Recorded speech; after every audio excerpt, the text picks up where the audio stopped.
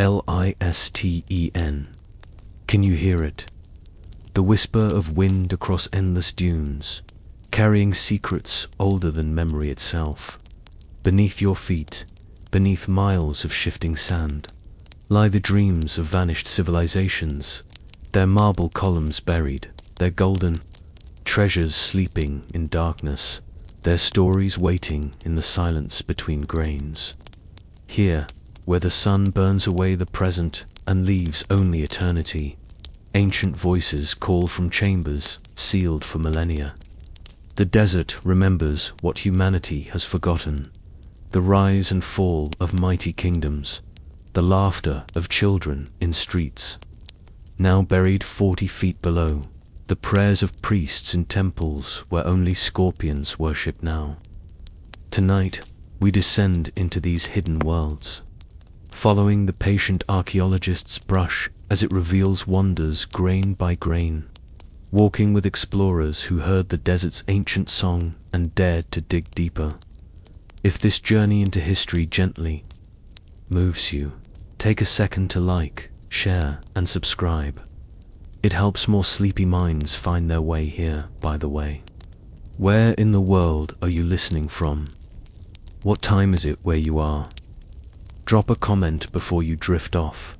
We read every single one. In the year 1812, a young Swiss explorer named Johann Ludwig Burckhardt stood at the edge of a narrow canyon. In southern Jordan, his heart racing with a mixture of exhaustion and anticipation, the Bedouin guides who had led him through the scorching wilderness spoke in hushed tones of Al-Khazna, the treasury, but their words could not have prepared him for what lay ahead. As he squeezed through the kilometer-long passage known as the Sick, the walls towering 200 feet above his head, Burckhardt had no idea he was about to become the first European in 6 centuries to lay eyes on one of humanity's most breathtaking achievements.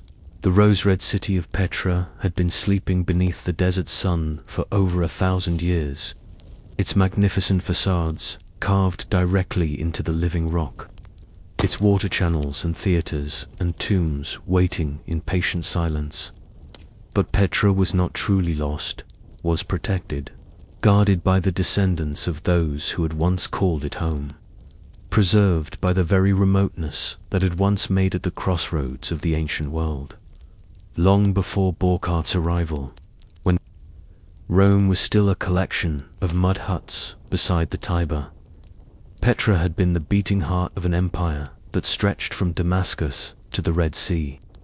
The Nabataeans, those master traders of the desert, had chosen this location with the precision of engineers and the vision of poets. Here, where natural barriers created an impregnable fortress, where springs provided precious water in a land of thirst, they carved their eternal city from the sandstone cliffs themselves. Imagine, if you will, the sound of chisels against stone, echoing through the canyons 3,000 years ago. Picture the Nabataean architects, their faces bronzed by desert sun, planning facades that would capture the changing light from dawn to dusk. They were not merely building structures, they were creating a symphony in stone, where each tomb and temple would glow with different hues as the sun traced its path across the desert sky. The treasury, with its elaborate Hellenistic facade, was never a treasury at all, but a tomb, though whose remains we may never know. Its columns reach toward heaven with mathematical precision, while its ornate pediments tell stories in a language of architectural grace that transcends spoken words. When the morning sun first touches its pink sandstone surface, the entire facade seems to blush with life, as if the ancient dead within were awakening to greet another day in eternity. But Petra's true genius lay not in its monuments, but in its mastery of water, that most precious commodity in the desert world. The Nabataeans were hydraulic engineers whose innovations would not be equaled for centuries. They carved channels and cisterns throughout their city, capturing every drop of the infrequent rains and channeling mountain springs through a network of ceramic pipes and stone conduits. In a land where civilizations rose and fell based on their access to water, the Nabataeans had solved the fundamental equation of desert survival. Their city was a marvel of urban planning, with broad streets paved in stone, elaborate tombs for their dead, and a theater carved from the living rock that could seat thousands. Markets bustled with goods from India and China, frankincense from Arabia, silk from distant Cathay. The sound of different languages, Arabic, Aramaic, Greek, Latin mingled in the desert air as merchants haggled over precious cargoes that had traveled thousands of miles to reach this rose-red entrepot. Yet, perhaps the most remarkable aspect of Nabataean civilization was how thoroughly they adapted to their environment. Unlike other ancient peoples who fought against the desert's harsh realities, the Nabataeans embraced them. They became masters of drought, survival, developing techniques for water storage and conservation that enabled them to thrive where others merely endured. Their very architecture reflected this harmony with nature facades that seemed to grow from the rock itself, interiors that stayed cool even in the blazing heat of summer. For over 4 centuries, Petra flourished as the capital of the Nabataean kingdom. Caravans laden with spices, precious stones, and exotic woods made it their essential stop on the great trade routes that connected east and west. The city's wealth grew so legendary that Roman writers spoke of it with wonder and envy. The Nabataean kings lived in luxury that rivaled any court in the Mediterranean world. Their palaces decorated with frescoes and mosaics, their banquets featuring delicacies from across the known world. But the desert has its own rhythms, its own harsh lessons about the impermanence of human glory. In 106 CE, the Roman Emperor Trajan annexed the Nabataean kingdom, incorporating it into the Roman Empire as the province of Arabia, Petra. The conquest was not violent indeed. It seems the last Nabataean king may have bequeathed his realm to Rome, but it marked the beginning of the end for Petra's independence and ultimately its prosperity. Under Roman rule, Petra continued to flourish for a time. The Romans, with their own engineering expertise, added their own monuments to the city baths, a colonnaded street, additional temples. They appreciated the Nabataeans' sophisticated water management system and maintained it carefully. For another 3 centuries, the rose-red city remained an important center of trade and culture. But the currents of history were shifting like sand dunes in a desert storm. New trade routes were opening. Maritime commerce was challenging the ancient caravan roads, and Petra's strategic importance was gradually diminishing. The great earthquake of 363 CE dealt a devastating blow to the city's infrastructure, damaging many of its most important buildings and disrupting its vital water system. Although repairs were made, Petra never fully recovered its former glory. The rise of Islam in the 7th century brought new changes to the region. The Muslim conquest was largely peaceful in Petra, and for a time the city continued to be inhabited. But the new Islamic trade routes favored different paths, and Petra found itself increasingly isolated from the main currents of commerce and culture. The desert, which had once been Petra's protector and partner, now became its shroud. Gradually, inexorably, the sand began to reclaim the rose-red city. Families moved away, seeking opportunities in more prosperous settlements. The elaborate water system, without constant maintenance, began to fail. Wind-blown sand accumulated in the streets and courtyards. The great theaters and temples, once filled with the voices of thousands, echoed only with the whisper of desert breezes. By the time of the Crusades, Petra had become a legend rather than a living city. A few local Bedouin families maintained a presence among the ruins, using some of the carved chambers as shelter. But the great rose-red metropolis had joined the ranks of the world's lost civilizations. European knowledge of Petra faded to almost nothing, preserved only in fragmentary references in ancient texts and the hazy memories of medieval travelers. For 6 centuries, Petra slept beneath the desert sun, its magnificent facades weathering slowly in the dry air, its secrets guarded by silence and remoteness. The Bedouin who lived in the area spoke of it in whispers, calling it the work of the jinn, supernatural beings who had built wonders in the ancient days. To them, Petra was not lost but sacred, a place where the boundary between the human and divine worlds had grown thin, and so it remained until that day in 1812 when Johann Ludwig Burckhardt, disguised as an Arab merchant and calling himself Ibrahim ibn Abdallah, convinced his Bedouin guides to lead him through the sick. His heart pounded as the narrow canyon opened suddenly into a vast natural amphitheater, and there before him stood the treasury, its rose-pink facade glowing in the afternoon sun like something from a dream. Burckhardt spent only a few hours in Petra. His disguise would not bear close scrutiny, and his guides were anxious to move on, but those hours were enough to change the course of archaeological history. When his account of the discovery was published, it sent waves of excitement through the scholarly world of Europe. Here was proof that the ancient world still held wonders beyond imagination, that beneath the shifting sands of the Middle East lay civilizations of sophistication and beauty that rivaled anything in Greece or Rome. The rediscovery of Petra marked the beginning of a new age in archaeology, and age when scholars would venture into the world's most remote and challenging environments in search of lost civilizations. But Petra was only the first of the desert's secrets to be revealed. Across the vast expanses of sand that stretch from Morocco to Mongolia, from the Sahara to the Gobi, other wonders waited to be discovered in Egypt. The desert held mysteries that would dwarf even Petra in their significance.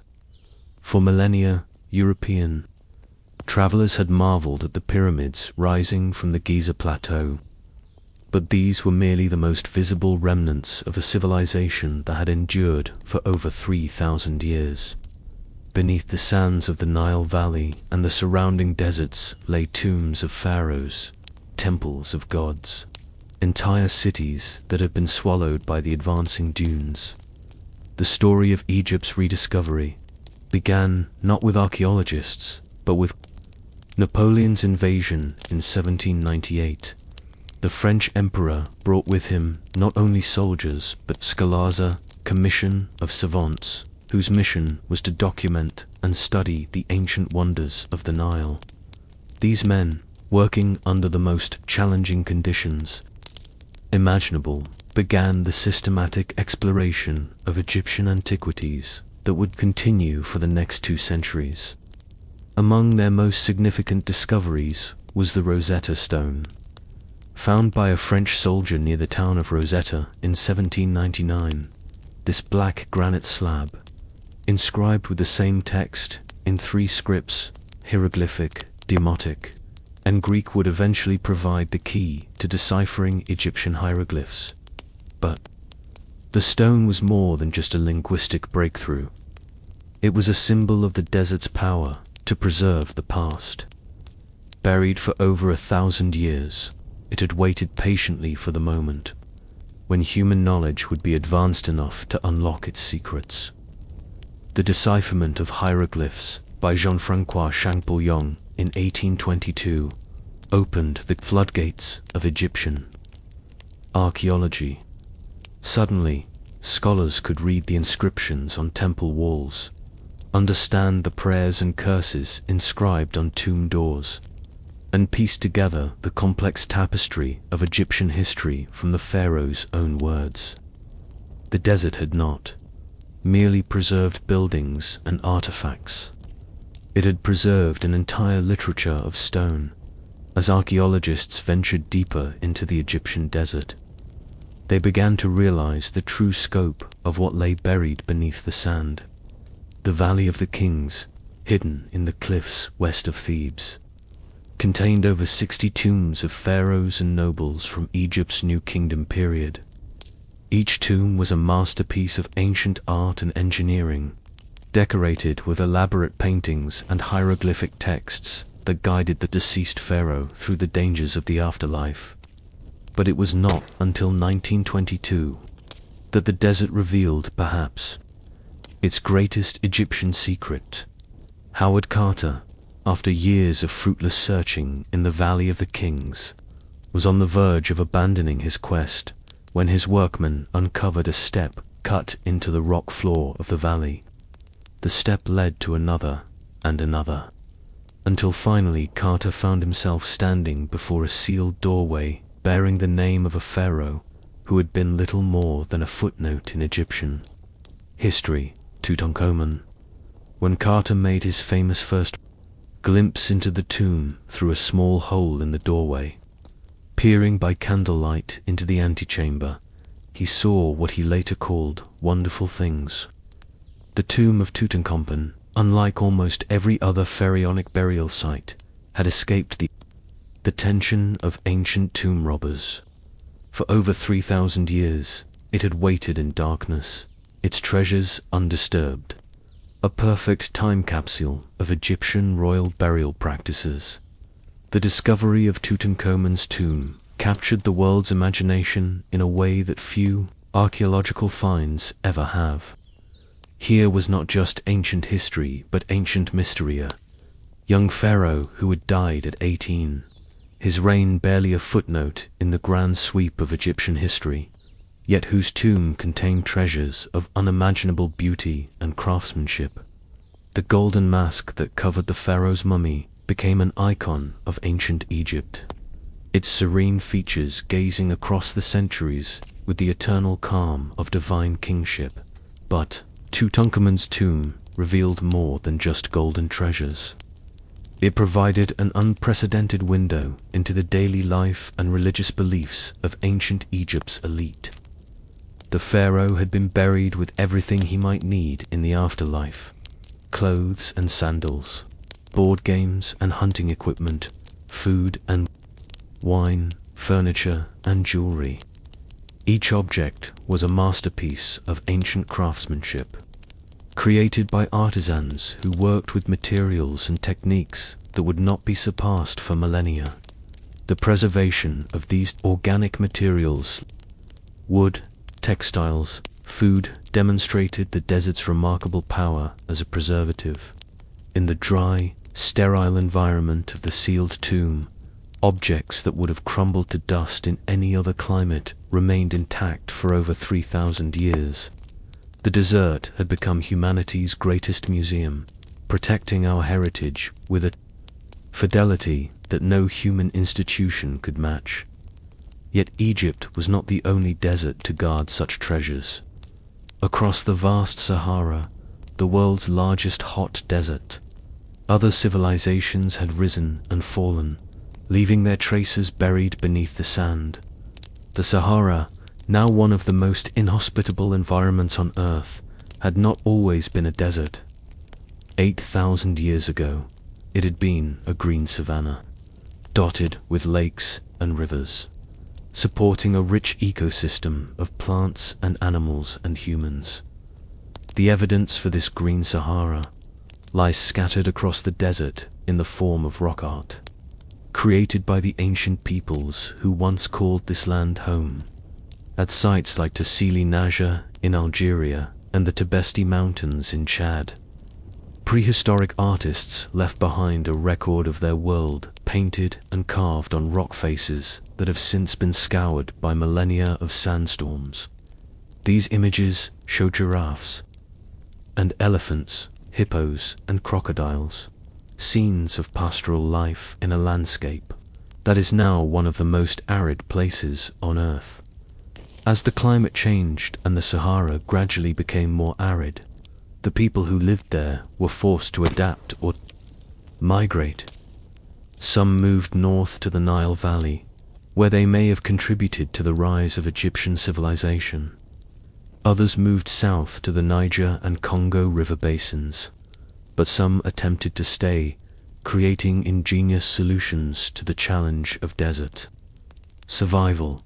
One of the most remarkable of these adaptations can be found in the Garamantian civilization of the Fezzan Basin in southern Libya. The Garamantes, who flourished from about 500 BCE to 700 CE, created one of Africa's most sophisticated ancient civilizations in the heart of the Sahara. Their capital at Garama, modern Germa, was the center of a trade network that stretched from the Mediterranean to sub-Saharan Africa, dealing in gold, slaves, exotic animals, and precious stones. But the Garamantes' greatest achievement was their mastery of desert hydrology. Faced with a steadily declining water table as the Sahara became increasingly arid, they developed a system of underground aqueducts called fogares, known elsewhere as canats, that brought water from highland aquifers to their cities and agricultural areas. These underground channels, some of them over 50 kilometers long, represented one of the greatest engineering achievements of the ancient world. The construction of the fogaras required enormous skill and labor. Workers had to dig vertical shafts down to the water table, then connect these shafts with horizontal tunnels that would carry the water by gravity flow to where it was needed. The entire system had to be surveyed with extraordinary precision to ensure that the water would flow steadily without flooding or running dry. It was dangerous work. Many of the workers died in cave-ins or from suffocation in the narrow tunnels. But it enabled the Garamantes to create a flourishing civilization in one of the world's most challenging environments. Recent archaeological work has revealed the extraordinary scale of the Garamantian achievement. Satellite imagery has identified over 4,000 Garamantian settlements scattered across an area the size of Great Britain, connected by a network of roads and supported by an agricultural system that included both irrigated fields and date palm oases. The population of this desert civilization may have reached 150,000 people at its peak, a number that would not be equaled in the region again until the 20th century. The Garamantes left behind impressive monuments as well. Their tombs, built of stone and ranging from simple cairns to elaborate pyramids, dot the landscape of the Fezzan. Many of these tombs were looted long ago, but archaeological excavations have revealed grave goods that testify to the wealth and far-reaching trade connections of Garamantian society. Roman coins and glassware, Chinese silk, Indian beads all found their way to this remote desert civilization. But like so many desert civilizations, the Garamantian kingdom eventually succumbed to the harsh realities of their environment. The Fogara system, despite its sophistication, could not indefinitely sustain such a large population in an increasingly arid landscape. Climate change, overexploitation of water resources, and pressure from neighboring peoples all contributed to the gradual decline of Garamantian civilization. By 700 CE, their great cities had been largely abandoned. Their elaborate water systems had fallen into disrepair, and the desert had begun to reclaim their monuments. The story of the Garamantes illustrates one of the desert's most powerful lessons: that human ingenuity can create marvels even in the most challenging environments, but that nature ultimately sets the limits of what is possible. The desert gives, and the desert takes away, preserving some civilizations in its embrace, while erasing others without trace. This lesson becomes even more poignant when we consider the fate of other deserts, civilizations that have vanished so completely that we know of their existence only through fragmentary references in ancient texts or chance archaeological discoveries. The Olmec civilization of Mexico's Gulf Coast, while not technically a desert culture, faced similar challenges from environmental change. Their great cities, centers of what may have been the America's first complex civilization, were abandoned around 400 BCE for reasons that remain mysterious. The jungle, like the desert, has its own ways of reclaiming human achievement. In Central Asia, the Silk Road cities that once flourished along the edges of the Taklamakan Desert tell similar stories of rise and fall, of human triumph and environmental challenge. Cities like Lulan and Nia, once prosperous centers of trade and culture, were gradually abandoned as rivers changed course and the desert expanded. Today, their ruins lie buried beneath sand dunes, preserved by the same aridity that ultimately drove their inhabitants away.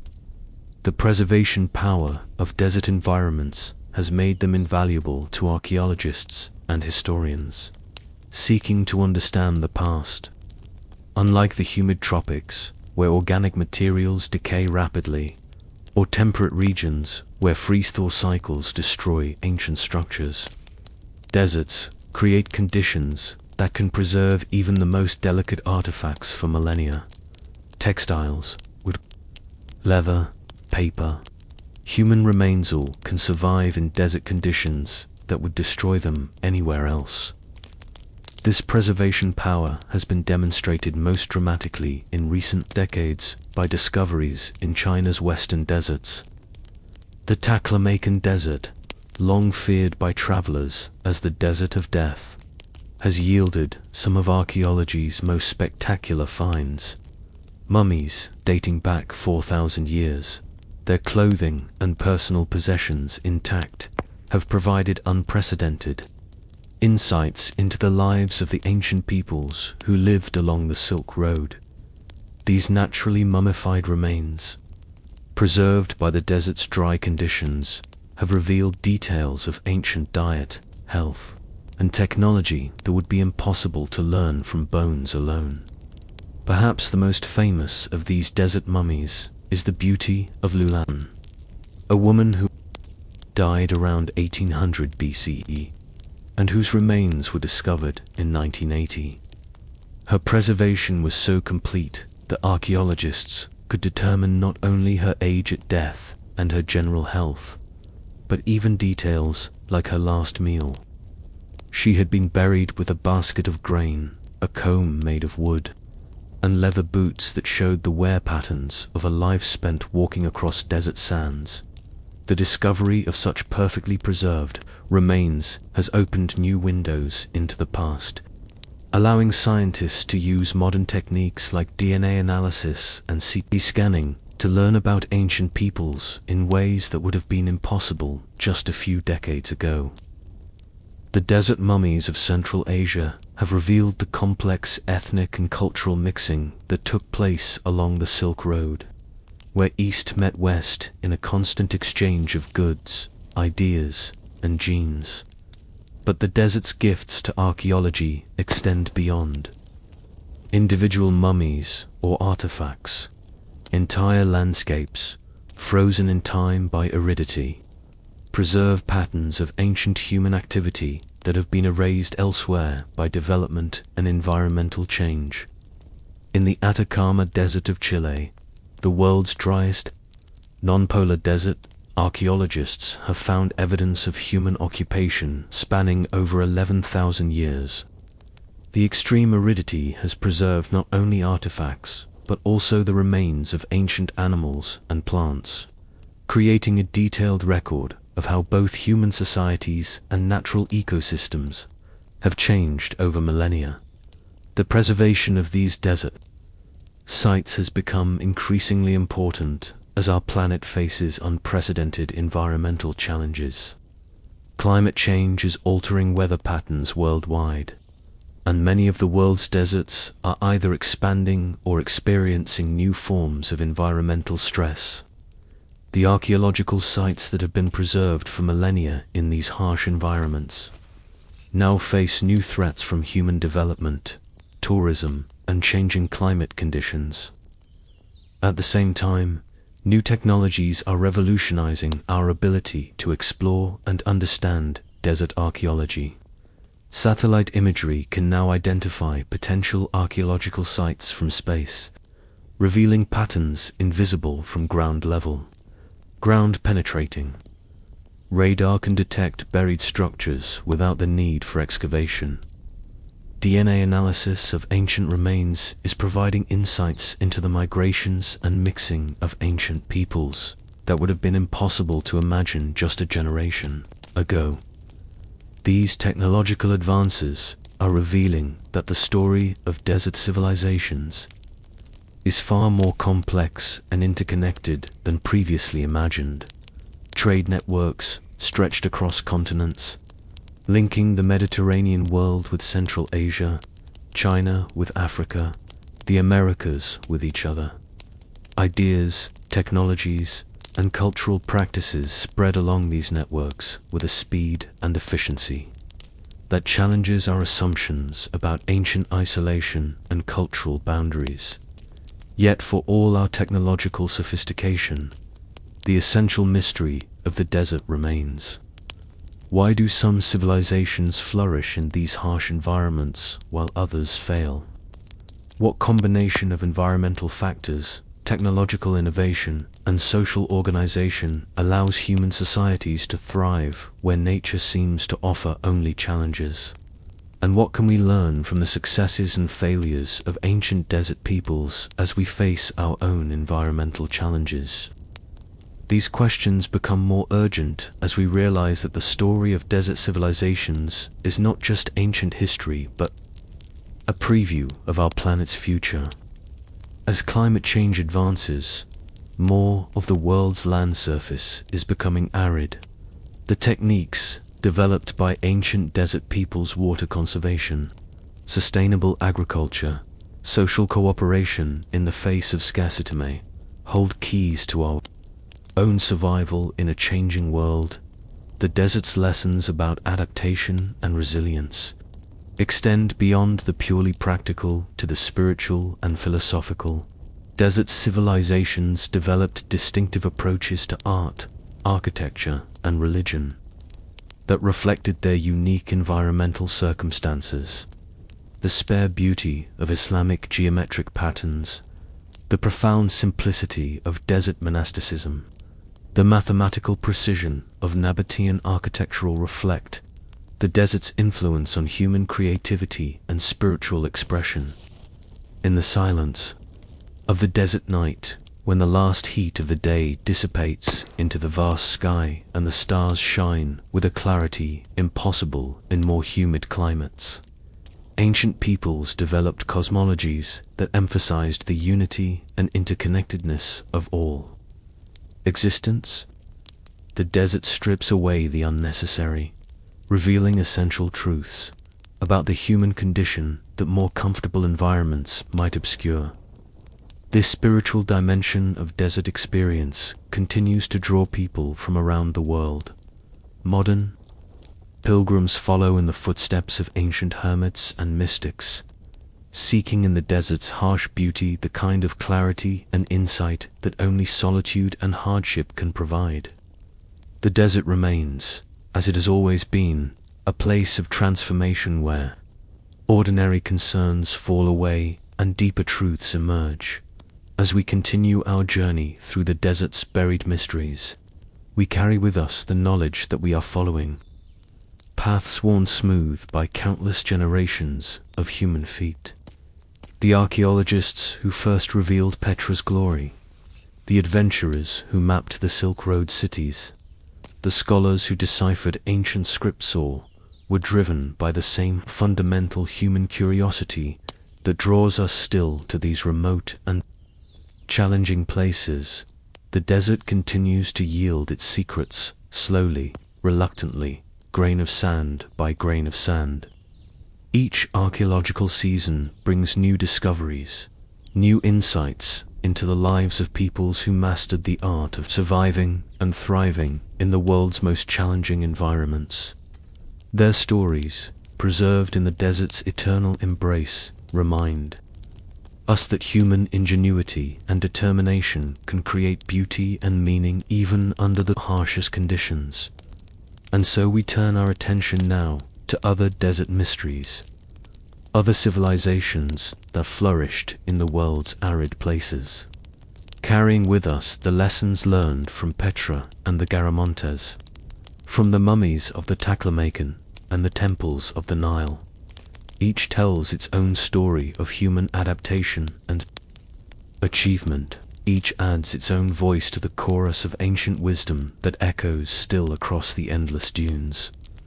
The sand continues to shift, the wind continues to blow, and beneath our feet, other wonders wait to be discovered.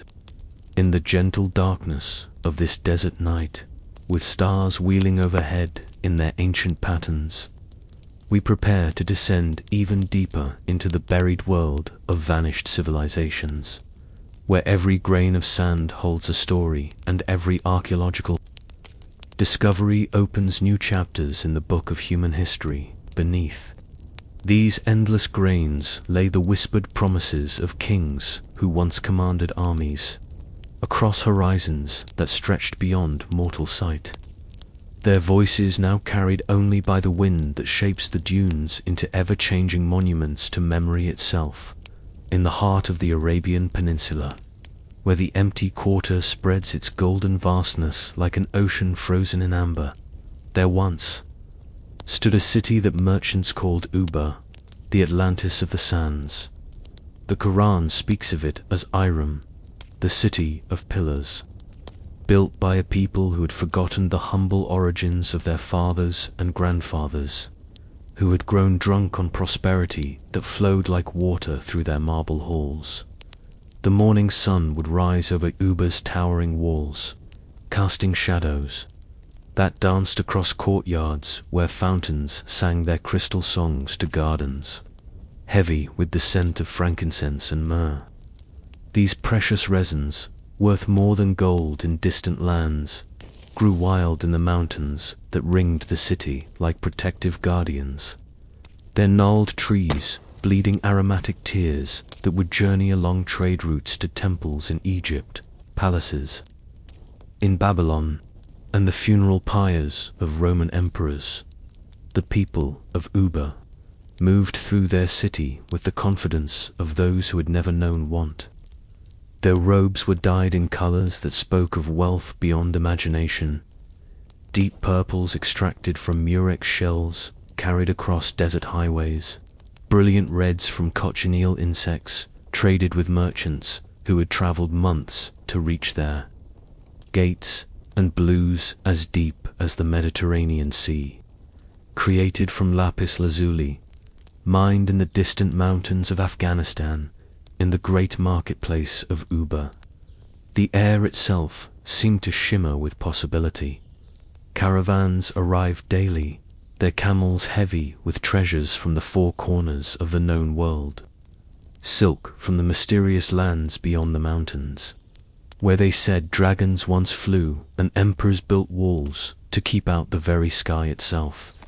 Spices that could preserve meat through the longest journeys and heal ailments that had plagued mankind since the first cities rose from the dust. Ivory carved by artisans whose skills had been passed down through generations, each piece telling stories of elephants that walked through forests so vast that a man could travel for months without seeing the sky. The king of Ubar sat upon a throne carved from a single massive emerald, its green depths reflecting the flames of oil lamps that burned day and night in his palace. His crown was set with pearls dived from the depths of the Arabian Gulf, each one as large as a child's fist, and his scepter was topped with a ruby that legend claimed had once adorned the sword of Solomon himself. Yet, for all his wealth, for all the tribute that flowed to his coffers from across the known world. The king grew restless in his prosperity. The wise men of his court spoke in whispers of omens written in the flight of birds, of stars that had shifted from their appointed places in the heavens, of wells that had begun to taste of salt despite drawing from springs that had run sweet for 1,000 years. But the king dismissed their warnings as the fearful murmuring of old men who had forgotten how to dream of greater glories. He ordered his architects to build towers that would scrape the belly of heaven itself, and commanded his gardeners to create parks, where every tree and flower known to man would bloom in eternal spring. The builders worked with limestone quarried from cliffs that rose like temples from the desert floor, each block fitted so perfectly that not even a knife blade could slip between the joints. They raised walls that glowed pink in the dawn light and silver in the moon's embrace, creating a city that seemed to float above the earth like a mirage made manifest. The towers they built were marvels of engineering, their foundations sunk deep into bedrock, their heights calculated by mathematicians who understood the language of wind and weather as clearly as they read the sacred texts. But beneath Ubar's foundations, the earth itself had begun to shift. The great aquifer that had fed the city's wells and fountains for centuries was slowly draining away, its waters seeping through limestone caves toward distant seas. The springs that had made life possible in this harsh land were failing, though, so gradually that few noticed the change. The fountains sang a slightly different song, their voices growing thinner with each passing season. The gardens required more water to maintain their beauty, and the wells had to be dug deeper to reach the retreating water table. As the city reached the height of its glory, its people celebrated with festivals that lasted for days. They decorated their streets with banners of silk and gold, and their musicians played instruments carved from the rarest woods, inlaid with silver and precious stones. The dancers moved like flames made flesh, their anklets chiming in rhythm with drums made from the hides of animals so exotic that their names were spoken only in whispers. The feast tables groaned under the weight of delicacies gathered from across the known world, dates stuffed with almonds and honey, roasted peacocks dressed in their own feathers, wines aged in caves, carved from volcanic stone. Yet even as Ubar celebrated its magnificence, the desert around it began to change. The seasonal rains that had blessed the land for generations came less frequently, and when they did fall, they seemed to vanish into the thirsty earth without trace. The nomad tribes, who had served as the city's scouts and guides, began to speak of springs that had dried up overnight, of oases that had disappeared beneath advancing dunes, of animals fleeing toward distant lands where water still ran freely. The merchants who had built their fortunes on the frankincense trade began to notice that the trees themselves were struggling.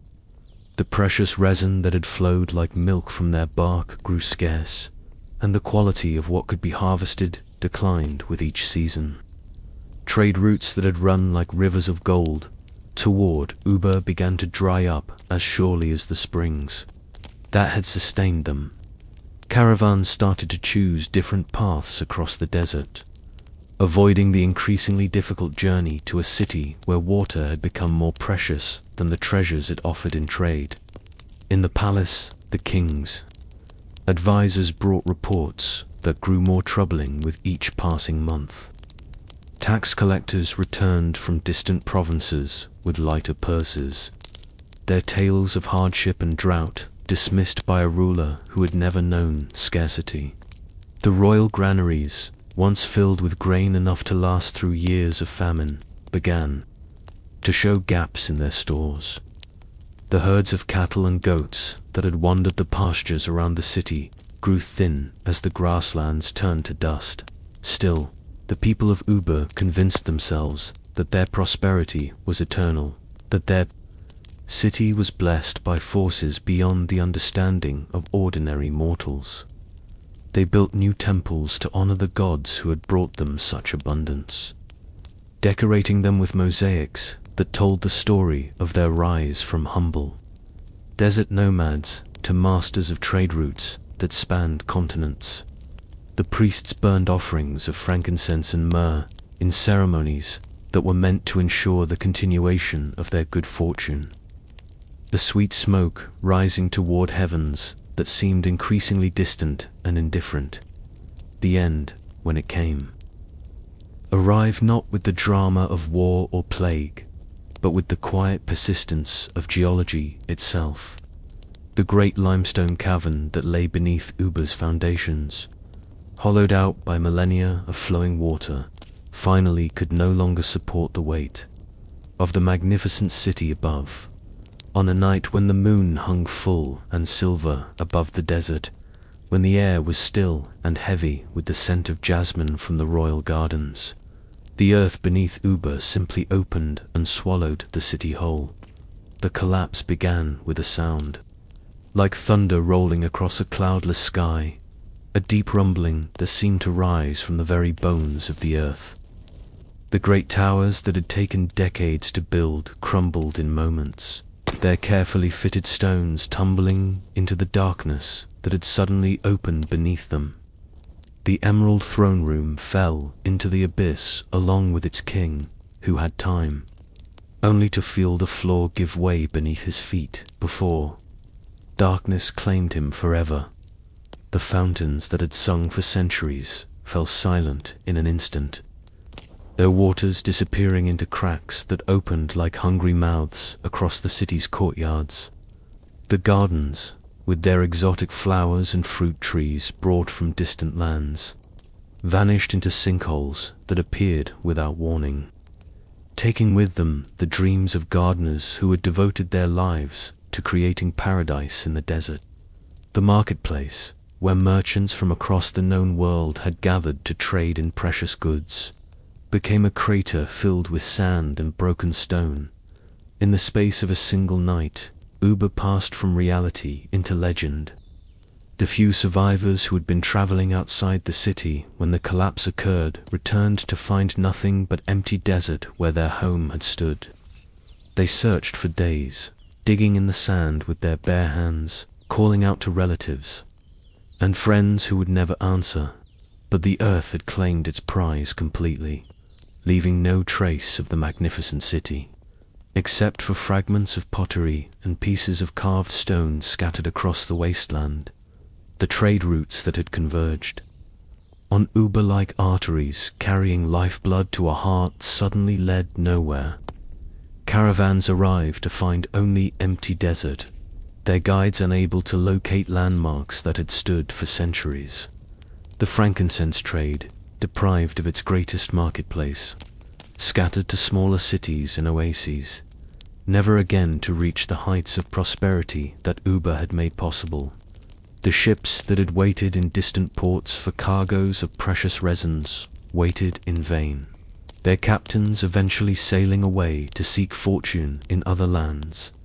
Within a generation, the location of Ubar began to fade from memory. The desert, with its endless patience, erased even the scars left by the city's destruction. Sand filled the crater where palaces had stood, and dunes crept across the area like waves covering the scene of a shipwreck. The nomads who had once brought their camels to drink at Ubar's wells gave the region a wide berth, speaking in whispers of a place cursed by the gods for its hubris and greed. Yet the memory of Ubar refused to die completely. Around campfires, scattered across the vast Arabian desert, storytellers kept alive the tale of the city that had reached too high and fallen too far. They spoke of towers that had touched the clouds, of gardens where every flower known to man had bloomed in eternal spring, of treasures so vast that a man could spend a lifetime counting them and never reach the end. These stories traveled with the trade caravans, spreading across the known world like seeds carried on the wind. Generations passed, and still the stories persisted. Arab chroniclers wrote of Iram, the city of pillars, mentioned in their holy book as an example of pride brought low by divine justice. European explorers, drawn by tales of lost cities and buried treasure, searched the empty quarter for any trace of the legendary Atlantis of the sands. Archaeologists pored over ancient texts, trying to separate history from myth, fact from the elaborations of countless retellings. For more than 1,000 years, Ubar remained lost, its location a mystery that tantalized scholars and adventurers alike. The desert kept its secrets well, shifting its sands to hide any clues that might lead searchers to the buried city. Satellite images revealed only the endless patterns of dunes and the occasional track left by Bedouin caravans crossing the wasteland. Ground-penetrating radar found anomalies beneath the sand, but these could be natural formations as easily as the remains of ancient buildings. Then, in the late 20th century, technology finally provided the tools needed to pierce the desert's veil of secrecy.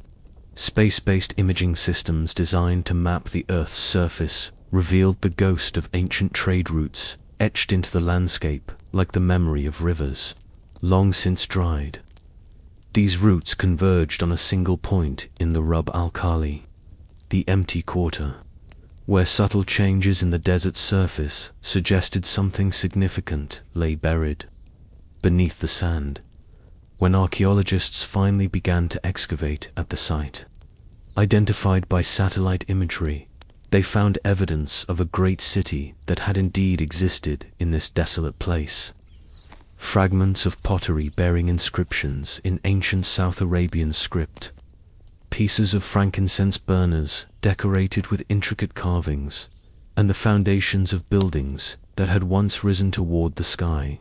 Most telling of all, they found evidence of the limestone cavern that had underlain the city. Its ceiling collapsed under the weight of the structures above. The discovery of Ubar's remains proved that the legends had preserved not just the memory of a lost city, but crucial details about its location and fate. The storytellers who had kept the tale alive around desert campfires had been guardians of historical truth.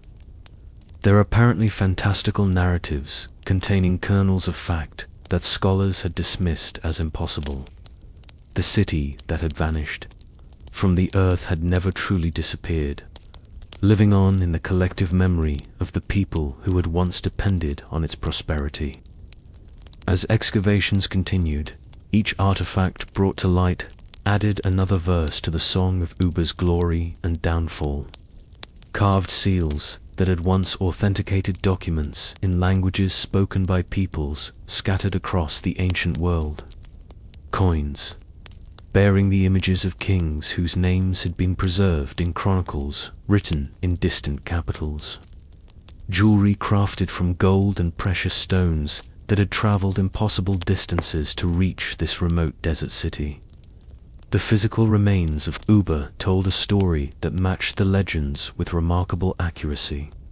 Here was evidence of the great wealth that the storytellers had described, of trade connections that had spanned continents, of a civilization that had flourished in one of the Earth's most challenging environments.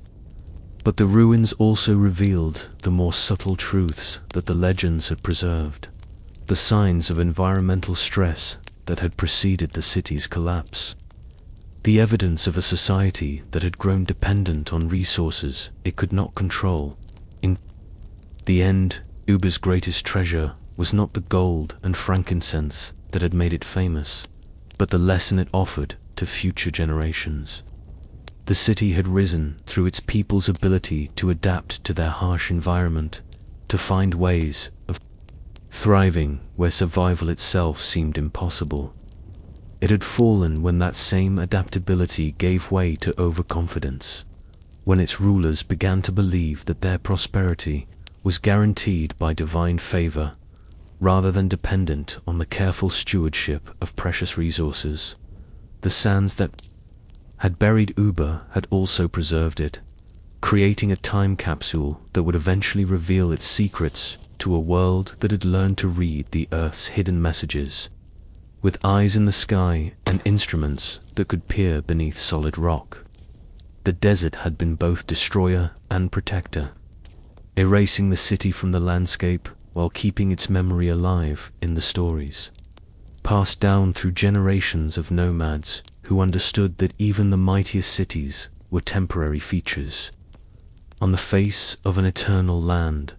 As the archaeologists carefully brushed sand from pottery shards and photographed the foundations of buildings that had once housed dreams of immortal glory, they were participating in a conversation that had begun the moment Ubar disappeared beneath the desert floor. The city's builders had tried to create something permanent, something that would stand as a monument to human achievement for all time. In their failure, they had achieved a different kind of immortality, becoming a symbol of the delicate balance between human ambition and natural forces that remains as relevant today as it was when the first trade caravans crossed the empty quarter 1,000 years ago. The story of Ubar spread outward from the excavation site like ripples from a stone, dropped in still water, reaching scholars and dreamers in universities and coffee shops around the world. Here was proof that legends could be roadmaps to hidden truth, that the human need to tell stories served purposes deeper than mere entertainment. The city that had been swallowed by the earth had emerged again, not as a physical place where tourists could walk among restored buildings, but as a reminder that civilizations, no matter how magnificent, remain subject to forces beyond their control.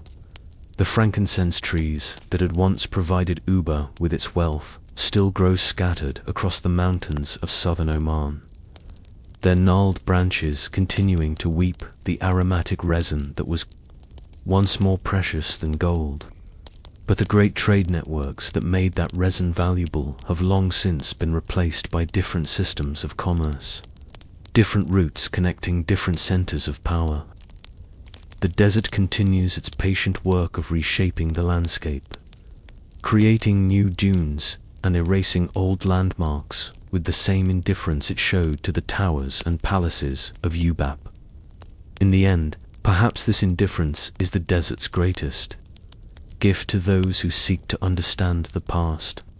Unlike forests that grow over ruins or rivers that wash away foundations, the desert preserves what it destroys, creating archives written in sand and stone that can be read by those who learn its language. Ubar's story continues to unfold with each grain of sand carefully removed from each artifact, each piece of evidence that emerges from the earth, adding new details to a tale that has been told and retold for more than a millennium. The city's legacy lives on not just in the physical remains that archaeologists continue to study, but in the questions it raises about sustainability, adaptation, and the relationship between human societies and the environments that sustain them. Ubar succeeded because its people learned to work with the desert rather than against it, finding ways to gather and distribute the resources that the harsh landscape provided. It failed when that cooperation gave way to exploitation, when its rulers began to treat the desert's gifts as entitlements rather than precious trusts that required careful stewardship. As night falls over the excavation site where Ubar once stood, the desert reveals another face of its eternal character. The same stars that once shone down on the city's gardens and fountains still wheel overhead, their light unchanged by the rise and fall of human civilizations. The same winds that once carried the scent of frankincense from Ubar's markets across the empty quarters still whisper across the dunes, though now they carry only the silence of sand against sand. In this silence, The attentive listener can still hear echoes of the great city that once prospered here. The sound of water flowing through marble channels, of camel bells announcing the arrival of treasure-laden caravans, of merchants bargaining in a dozen languages over goods that had traveled halfway across the world to reach this remote marketplace. These sounds exist now only in the realm of imagination, but they remain as real as the pottery shards and building foundations that prove Ubar once existed. For those who seek to understand the deeper mysteries of the desert, Ubar offers a profound lesson about the nature of permanence and change.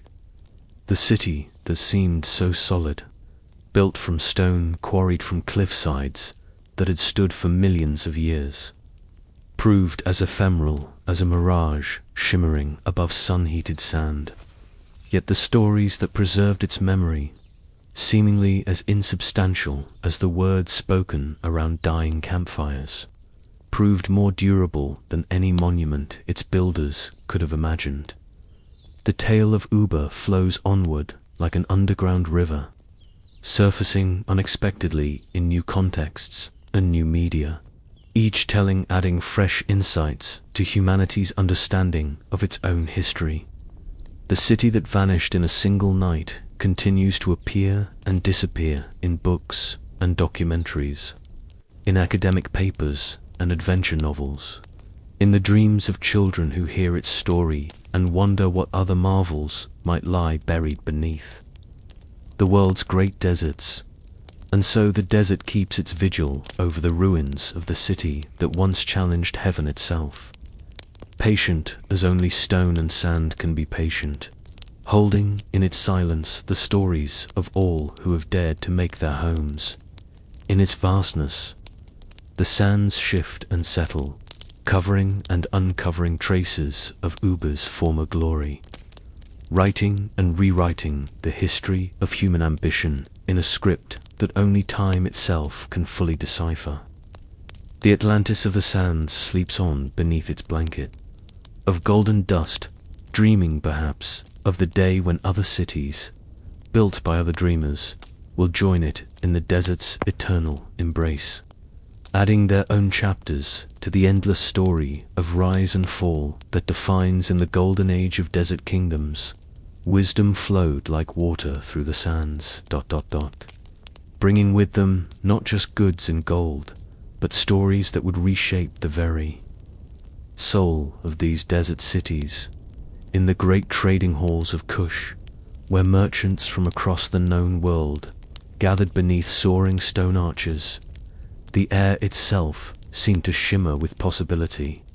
Here, beneath ceilings painted with constellations that matched the desert sky, Egyptian papyrus merchants spread their wares beside Nubian gold traders, their voices creating a symphony of languages that echoed off walls adorned with hieroglyphs telling stories of gods and kings. The scribes of these cities worked by lamplight through the cool desert nights, their red pens scratching against papyrus as they recorded not just the movements of goods and the tallies of trade, but the wisdom of ages. In the great library of Kerma scrolls contained mathematical treatises that would not be rediscovered in Europe for another 1,000 years. The desert scholars had unlocked the secrets of astronomy, tracking the movements of planets with precision that allowed them to predict eclipses and navigate by stars invisible to untrained eyes. As the centuries passed and these cities reached their zenith, they became more than mere trading posts or royal capitals. They transformed into beacons of learning that drew scholars from distant lands. In the courts of Meru, philosophers debated the nature of existence, while mathematicians calculated the precise angles needed to build pyramids that would stand for millennia. The royal workshops hummed with activity as craftsmen worked precious metals into jewelry of such exquisite beauty that examples buried with the dead still gleam with otherworldly luster when unearthed by modern archaeologists. The Golden Age brought with it innovations that seem almost magical in their sophistication.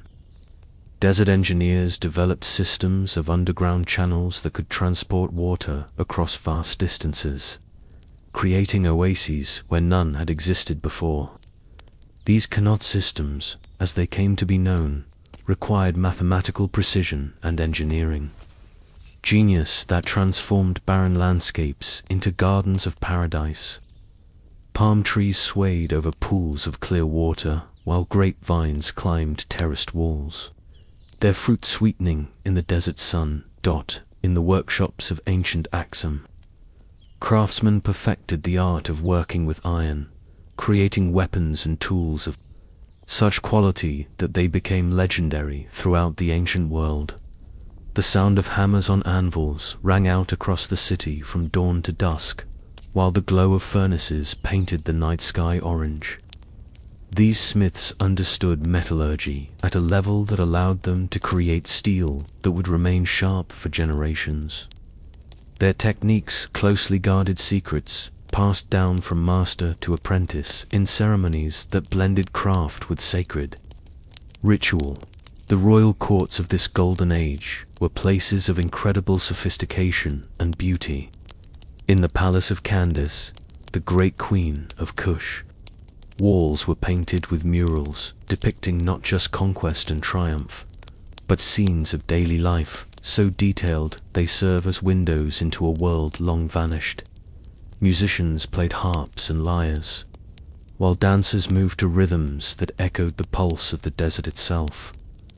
The queen herself, adorned in gold and precious stones, held court beneath a canopy of silk that filtered the harsh sunlight into gentle golden rays. These courts were centers of artistic innovation, where new forms of expression flourished. Sculptors worked in granite and sandstone, creating statues of gods and rulers that captured not just physical likeness, but the essence of divine authority. The faces of these sculptures, weathered by centuries of sand and wind, still convey an otherworldly majesty that speaks to the skill of their creators and the power of those they represented. The religious life of these Golden Age civilizations was rich with mystery and meaning. In the great temple complexes that rose like man-made mountains from the desert floor, priests performed ceremonies that connected the earthly realm with the divine. The sound of chanting drifted across the sands at dawn and dusk, while the smoke of incense offerings rose toward stars that were believed to be the eyes of watching gods. These temples were not just places of worship, but centers of learning where the mysteries of mathematics, astronomy, and medicine were explored and preserved. In the scriptoriums attached to these temples, scholar priests worked to preserve and expand human knowledge. They developed writing systems of remarkable sophistication, creating texts that combined practical wisdom with spiritual insight. Medical treatises described surgical procedures and pharmaceutical preparations that would not be equaled in complexity for centuries. Astronomical charts mapped the movements of celestial bodies with accuracy that allowed for precise calendar keeping and agricultural planning. The great scholars of these desert cities understood that knowledge was power, but they also recognized that wisdom required more than mere accumulation of facts. In the teaching halls where young scribes learned their craft, masters emphasized the importance of understanding the connections between all things. A student of mathematics was also expected to understand music, for the relationships between numbers found expression in harmonious sound. An astronomer needed to know medicine, for the movements of the stars were believed to influence the health of the body. These scholars developed philosophical systems that grappled with the deepest questions of human existence. In the cool courtyards, where desert sages gathered to debate, conversations ranged from the nature of the soul to the proper governance of society. Their conclusions, recorded in texts that survived the centuries buried in sand reveal minds of remarkable sophistication, grappling with questions that still challenge thinkers today. The Golden Age also saw the flowering of desert poetry and literature. Court poets crafted verses that captured the harsh beauty of their landscape and the complex emotions of human experience. These poems, written in scripts that flowed like water across papyrus and stone, spoke of love and loss, triumph and tragedy, always with an awareness of the vast desert that shaped every aspect of life. The imagery they employed drew from the natural world they knew so intimately, the shifting sands that could bury or reveal, the oases that offered life in the midst of death, the stars that provided guidance to the lost. Music was another art form that reached extraordinary heights during this period. Musicians developed instruments specifically suited to desert acoustics, creating sounds that could carry across vast distances and resonate in the stone chambers of palaces and temples. The haunting melodies they composed seemed to capture the very essence of the desert, its loneliness and beauty, its dangers and its gifts. Court musicians were highly valued, their skills considered essential not just for entertainment, but for the proper conduct of religious ceremonies and state occasions. The visual arts of this golden age reflected both the wealth of these civilizations and their sophisticated aesthetic sensibilities. Painters created frescoes of stunning beauty that adorned the walls of palaces and tombs, their colors so carefully chosen and applied that many retain their vibrancy even after millennia. These artworks served multiple purposes. They were beautiful, certainly, but they also conveyed important religious and political messages, their symbolism carefully crafted to be understood by both the literate elite and the common people, who might never learn to read, but could interpret the language of images.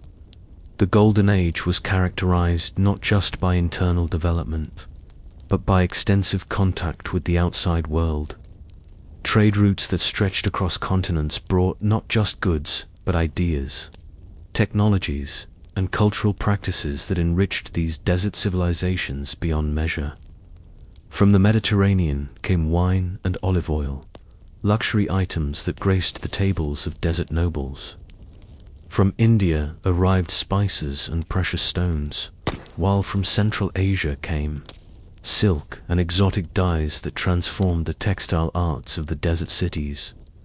These cultural exchanges were not one-sided affairs.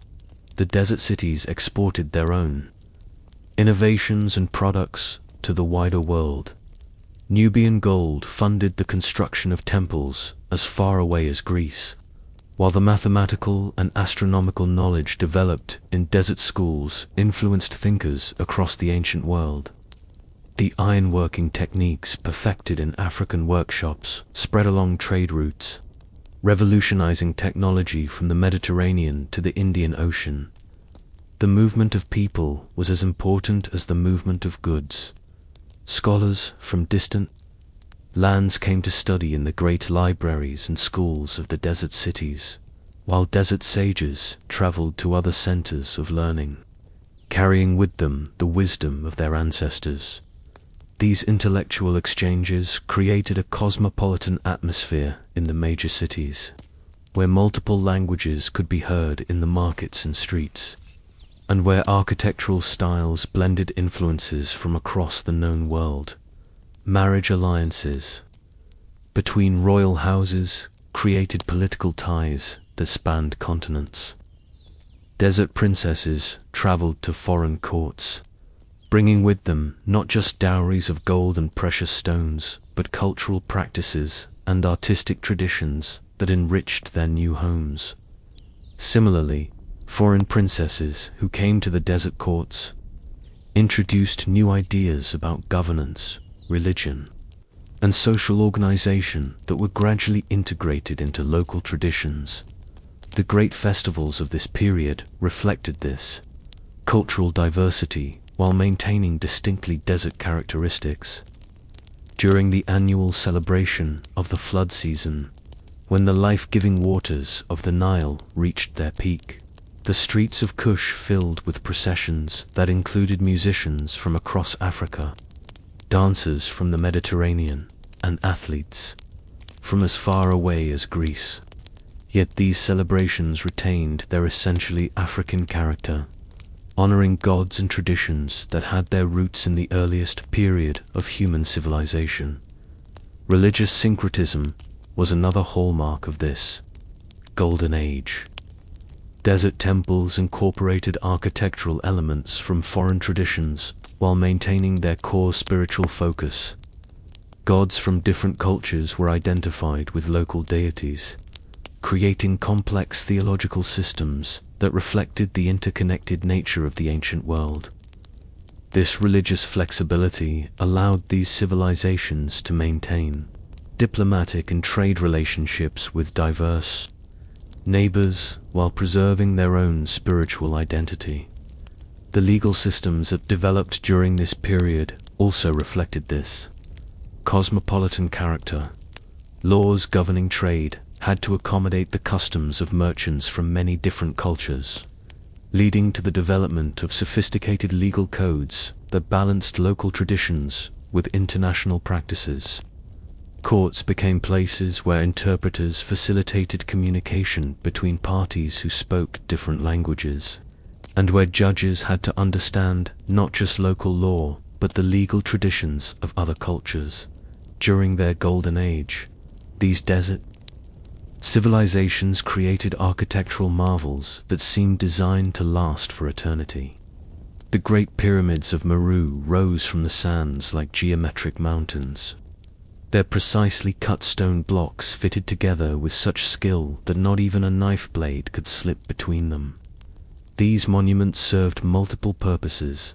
They were tombs for the royal dead, symbols of divine authority, and statements of architectural mastery that could be seen from great distances across the flat desert landscape. The construction of these monuments required engineering skills of the highest order.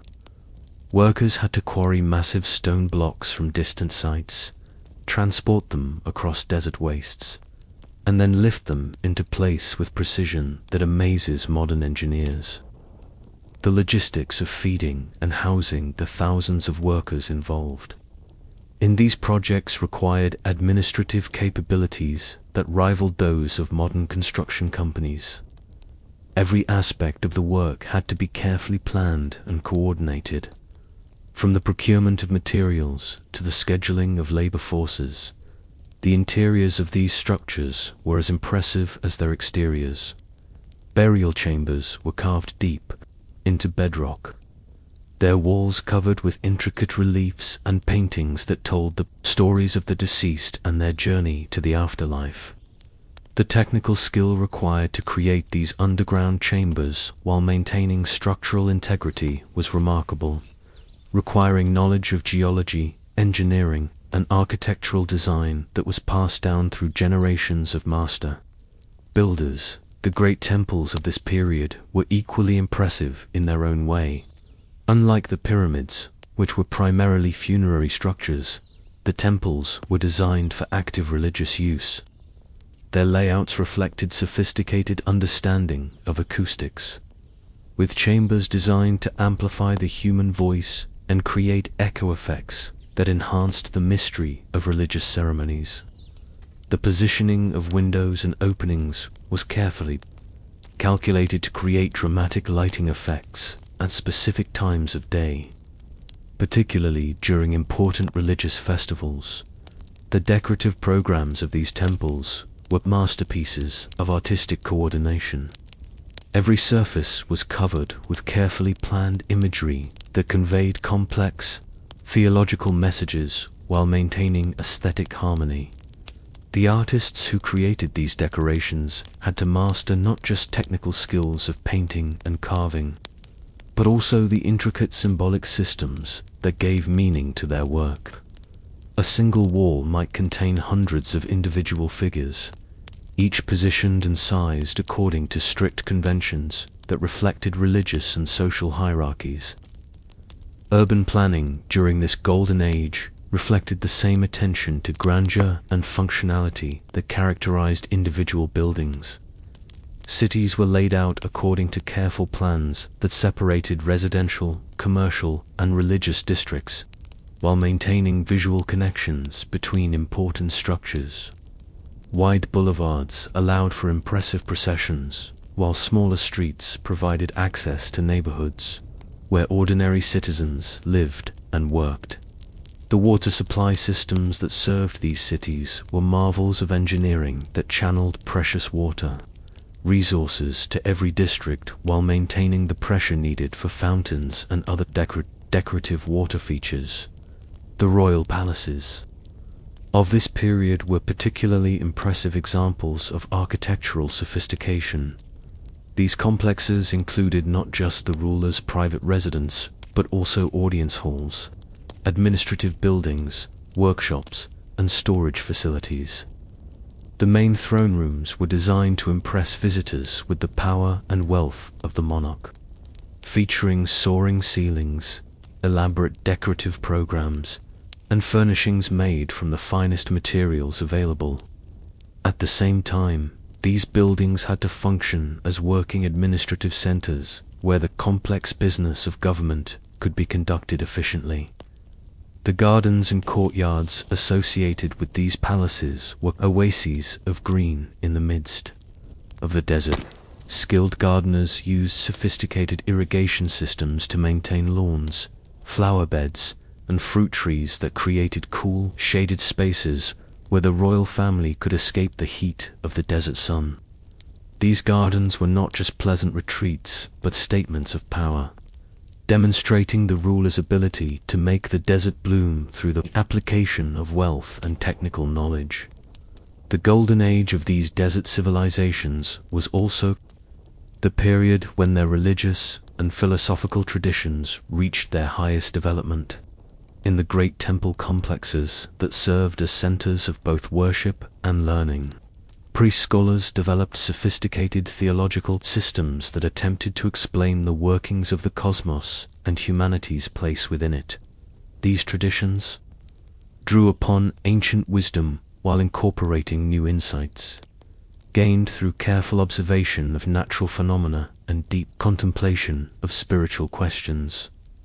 The mysteries celebrated in these temples were elaborate affairs that combined dramatic spectacle with profound spiritual meaning. Initiates underwent years of preparation before being allowed to participate in the most sacred ceremonies, during which they experienced visions and revelations that were believed to provide direct contact with the divine realm. The knowledge gained through these experiences was carefully guarded, shared only with those who had proven their worthiness through demonstrated wisdom and moral character. The astronomical knowledge developed by these temple scholars was remarkable in its precision and scope. They calculated the movements of planets with accuracy that allowed them to predict eclipses years in advance. Knowledge that enhanced their reputation as wise men capable of understanding the will of the gods. Their calendars were sophisticated instruments that coordinated religious festivals with astronomical events, creating a sense of harmony between human activity and cosmic order that reinforced the religious worldview of these civilizations. Medical knowledge was also preserved and developed within the temple complexes. Priest-physicians understood the human body as a microcosm of the greater universe, subject to the same forces and principles that governed the movements of stars and planets. Their treatments combined practical remedies based on careful observation of symptoms and their causes with spiritual practices designed to restore harmony between the patient and the cosmic order. Many of their pharmaceutical preparations were remarkably effective, based on extensive knowledge of the medicinal properties of desert plants and minerals. The mathematical traditions of these civilizations were equally sophisticated. Desert scholars developed numerical systems and geometric principles that were essential for their architectural and engineering achievements. Their understanding of mathematics went beyond mere practical applications, however, reaching into abstract realms where numerical relationships were seen as reflections of divine order. The proportions used in temple construction were not arbitrary, but reflected mathematical principles that were believed to have cosmic significance. The preservation of this knowledge required sophisticated educational systems that could train new generations of scholars while maintaining the accuracy of transmitted information. In the temple schools, young students spent years memorizing vast amounts of material before being allowed to begin original research. The methods used to ensure accurate transmission of knowledge over generations were remarkably effective, as evidenced by the consistency of information found in texts separated by centuries. The philosophical traditions that developed during this period grappled with fundamental questions about the nature of reality, consciousness, and moral obligation. Desert sages developed ethical systems that emphasized the importance of living in harmony with natural and cosmic order while fulfilling one's social obligations. Their discussions of these questions were recorded in texts that reveal minds of remarkable sophistication wrestling with problems that continue to challenge philosophers today. The artistic traditions of this golden age served not just aesthetic purposes, but also functioned as vehicles for transmitting religious and philosophical knowledge. The imagery used in temple decorations was carefully chosen to convey specific theological messages, while the proportions and arrangements of figures reflected mathematical principles that had spiritual significance. Understanding these artistic traditions required extensive education in both technical skills and symbolic systems, making the artists of this period important contributors to the intellectual life of their civilizations. The integration of all these different forms of knowledge, astronomical, medical, mathematical, philosophical, and artistic, created intellectual traditions of remarkable sophistication. Scholars were expected to master multiple disciplines and to understand the connections between different areas of knowledge. This holistic approach to learning produced individuals capable of remarkable intellectual achievements, while maintaining a sense of the unity underlying all phenomena. As these Golden Age civilizations reached their peak, they created cultural and intellectual legacies that would influence human development for centuries to come. Even as the sands of time began to shift, carrying whispers of changes that would transform the desert landscape forever. But even as these magnificent civilizations reached their zenith, the seeds of their decline had already been sown in the shifting sands of time. The very forces that had nurtured their growth, the delicate balance of trade routes, the precarious relationship with water sources, the complex web of political alliances, began to unravel like ancient tapestries touched by desert winds. In the great city of Garama, deep in the heart of what would become the Sahara, the first signs of decline whispered through the streets like harbingers of doom. The Qanat system that had sustained life for over 1,000 years began to fail, not through neglect, but through the inexorable march of geological time. The water table, slowly dropping year by year, finally sank beyond the reach of even the most ingenious engineering, the Garama engineers. Descendants of those who had first coaxed water from stone, worked with desperate innovation. They dug deeper shafts, extending their underground channels ever further into the heart of the Tibesti Mountains. But the aquifers that had formed over millennia could not be replenished in mere decades. The fossil water, ancient beyond memory, was finite a truth that no amount of human ingenuity could overcome. In the pre-dawn darkness, the water carriers would descend into shafts that grew deeper each month. Their torches cast dancing shadows on walls that seemed to close in with each passing season. The sound of their footsteps echoed hollowly in chambers that once rang with the music of flowing water. Above them, the city waited with a patience born of centuries, unaware that its life force was slowly ebbing away into the thirsty sand. The royal archives of Garama, inscribed on tablets of fired clay and sheets of precious metal, record the final decades with heartbreaking detail. Tax records show the gradual abandonment of outer settlements as families migrated toward the city center, seeking proximity to the dwindling water sources. Trade agreements become shorter, more tentative, as merchants began to doubt the city's long-term viability. Queen Tinhinan, the last great ruler of the Garamantians, made decisions that would have been unthinkable to her predecessors. Sacred groves were cut down to reduce water consumption. Ancient rituals involving ceremonial baths were modified or abandoned entirely. The royal gardens, once a symbol of abundance and divine favor, were allowed to wither into memory.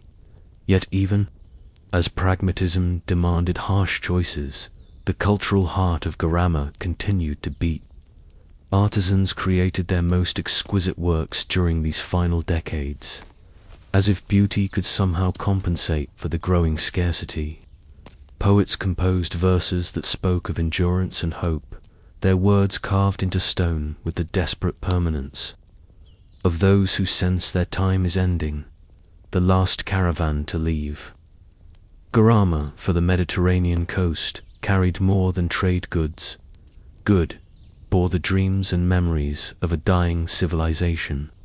The merchants who departed in that final expedition would establish new communities along the Nile and in the coastal cities of North Africa, carrying with them the techniques, stories, and wisdom of their abandoned homeland far to the east. In the flourishing cities of the Indus Valley's desert fringes, a different kind of decline was taking shape. Here, the cause was not water's absence, but its overwhelming presence in the wrong places at the wrong times. Climate change, subtle but relentless, had begun to alter the monsoon patterns that had sustained these urban centers for over 7 centuries. Harappa and Mohenjo-daro, those jewels of ancient urban planning, faced floods that arrived with unprecedented fury, followed by droughts that seemed to stretch into eternity. The sophisticated drainage systems that had been the envy of the ancient world became inadequate against nature's new extremes. Streets that had remained dry for generations found themselves underwater, while wells that had never failed began to crack and crumble.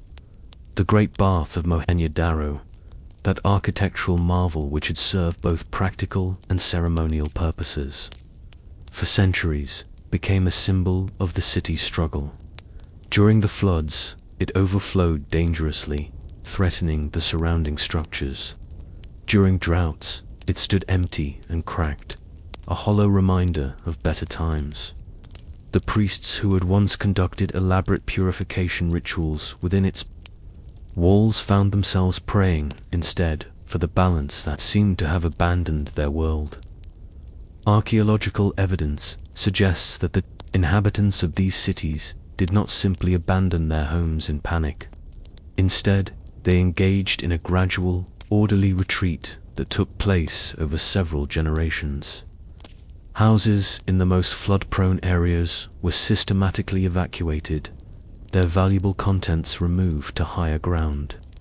The sophisticated standardization that had characterized Indus Valley civilization, identical bricks, uniform weights and measures, consistent urban layouts began to give way to regional variations as communities adapted to local conditions. In the highlands of what would become Jordan, the Nabataeans faced a different but equally inexorable challenge.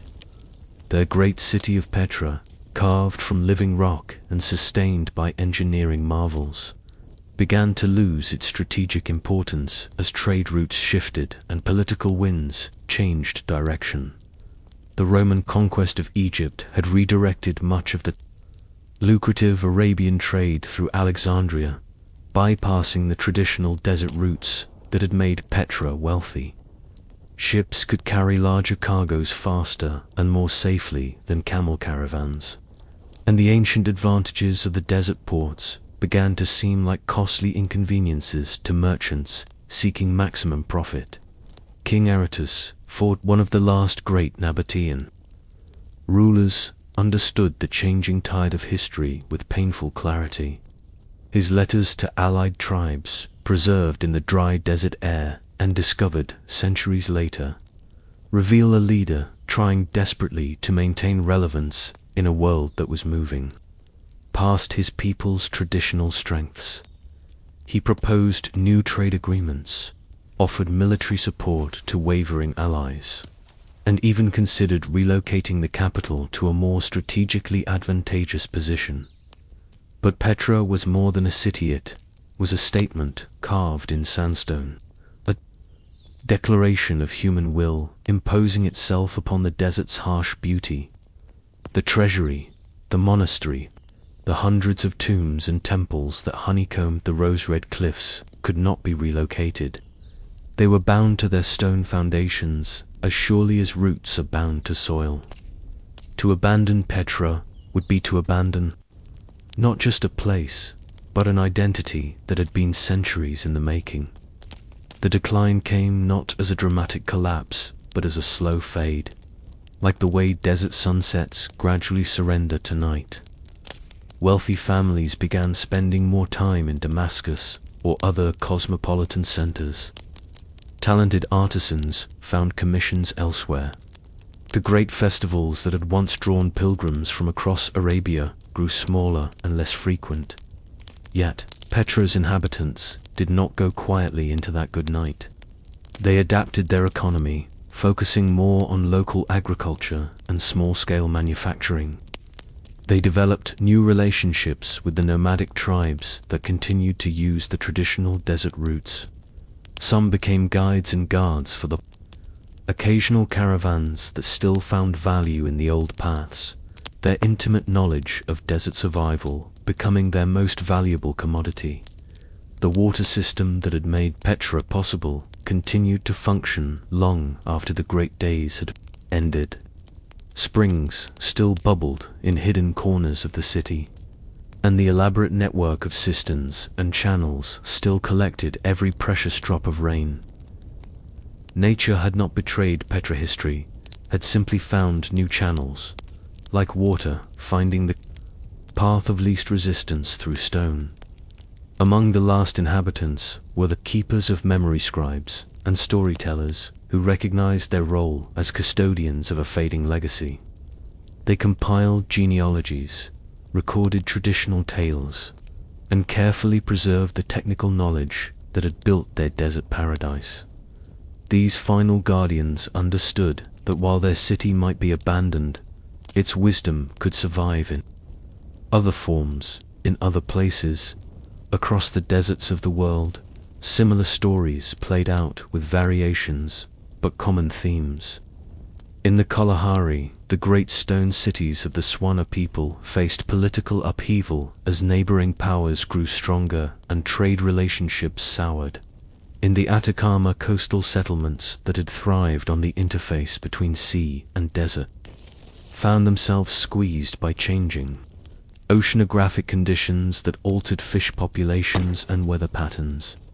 The city of Aksum, straddling the line between the Ethiopian highlands and the Red Sea's desert shores, watched its maritime empire gradually crumble as Arab traders established their own ports and networks. The great obelisks that had proclaimed Aksum's power to the world still reached toward the sky, but the workshops that had once carved them fell silent. The royal mint that had produced gold coins accepted from India to Rome ceased operations as trade volumes dwindled to a trickle dot in each case. The process of abandonment followed patterns that spoke to fundamental human nature. The young left first, drawn by opportunities in more prosperous regions. Skilled craftsmen followed, taking their expertise where it would be valued and rewarded.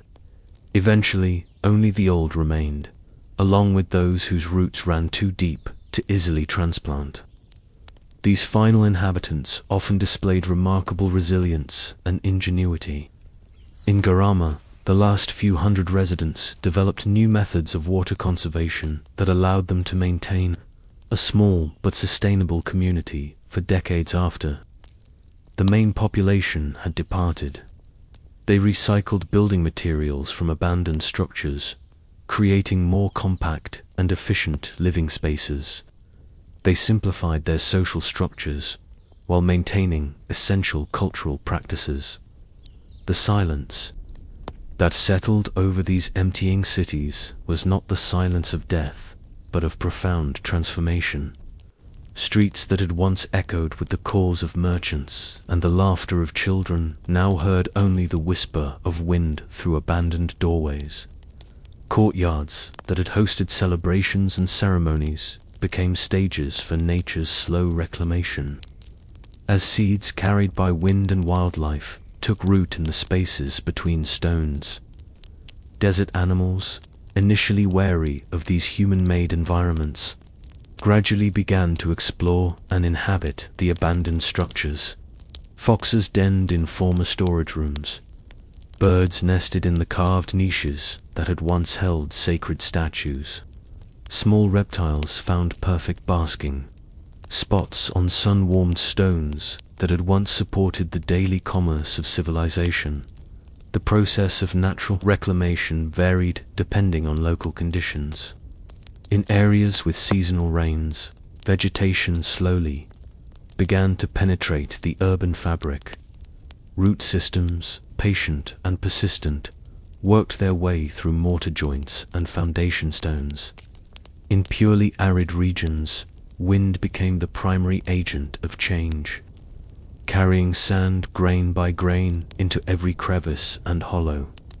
Some cities experienced what archaeologists now call partial reoccupation, periods when new groups, often nomadic or semi-nomadic peoples, would settle temporarily in the ruins. These later inhabitants rarely attempted to restore the sites to their former glory. Instead, they adapted the existing structures to their own needs, sometimes dramatically altering the original architectural intent. Bedouin tribes might use the courtyards of former palaces as seasonal camps, building simple shelters against the ancient walls.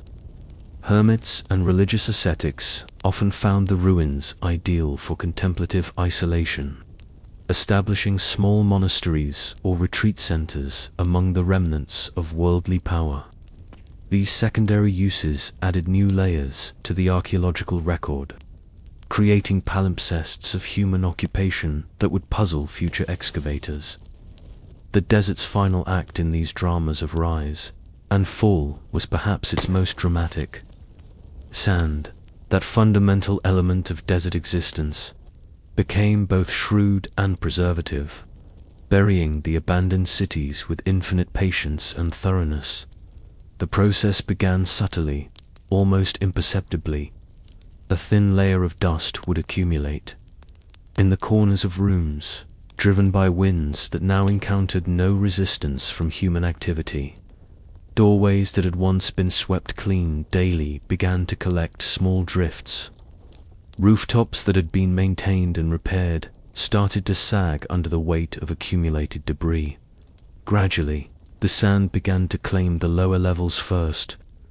Ground floors filled like slow, silent floods, grain by grain, until windows became horizontal slots and doors disappeared entirely. Streets became shallow channels, then gentle depressions, then indistinguishable from the surrounding landscape. The transformation was not uniform across all sites. Cities built in rock-cut caves, like Petra, remained largely visible, though gradually less accessible as sand blocked entrances and filled courtyards. Sites constructed primarily of mud brick, like many Saharan settlements, blended back into the desert with startling completeness, their forms softening and merging until only subtle variations in the dune patterns hinted at human presence.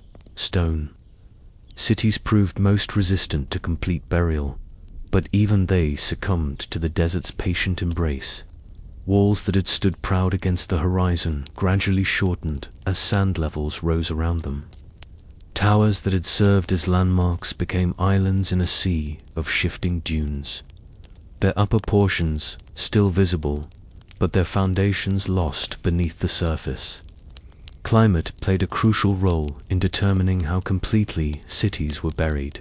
Regions that experienced strong, consistent winds from particular directions saw rapid and thorough burial as sand accumulated in the wind shadows created by buildings. Areas with more variable wind patterns often retained partial visibility for much longer periods, with structures appearing and disappearing seasonally as dunes migrated across the landscape. The psychological impact on the last human witnesses to this process must have been profound. Imagine being among the final residents of Garama, watching as familiar landmarks slowly vanished beneath the sand. The marketplace where your ancestors had traded for generations becomes a gentle mound. The temple where you had prayed as a child disappears, except for the tip of its highest spire. The very geography of your world transforms before your eyes, erasing the physical evidence of your people's achievements. Yet this burial was also a form of preservation.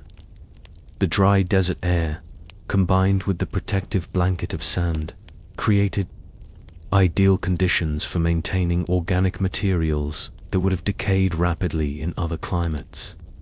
Textiles, leather goods, wooden artifacts, and even documents written on papyrus or parchment could survive for millennia in these sealed, underground chambers.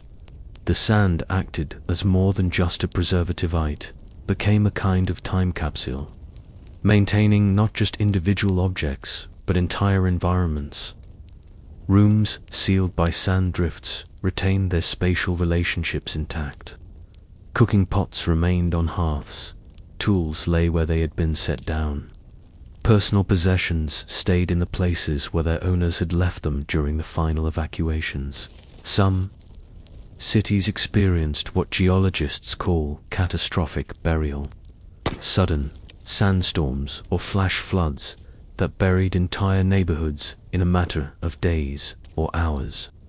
These sites, though representing tragedy for their inhabitants, became archaeological treasures, preserving moments in time with extraordinary detail and completeness.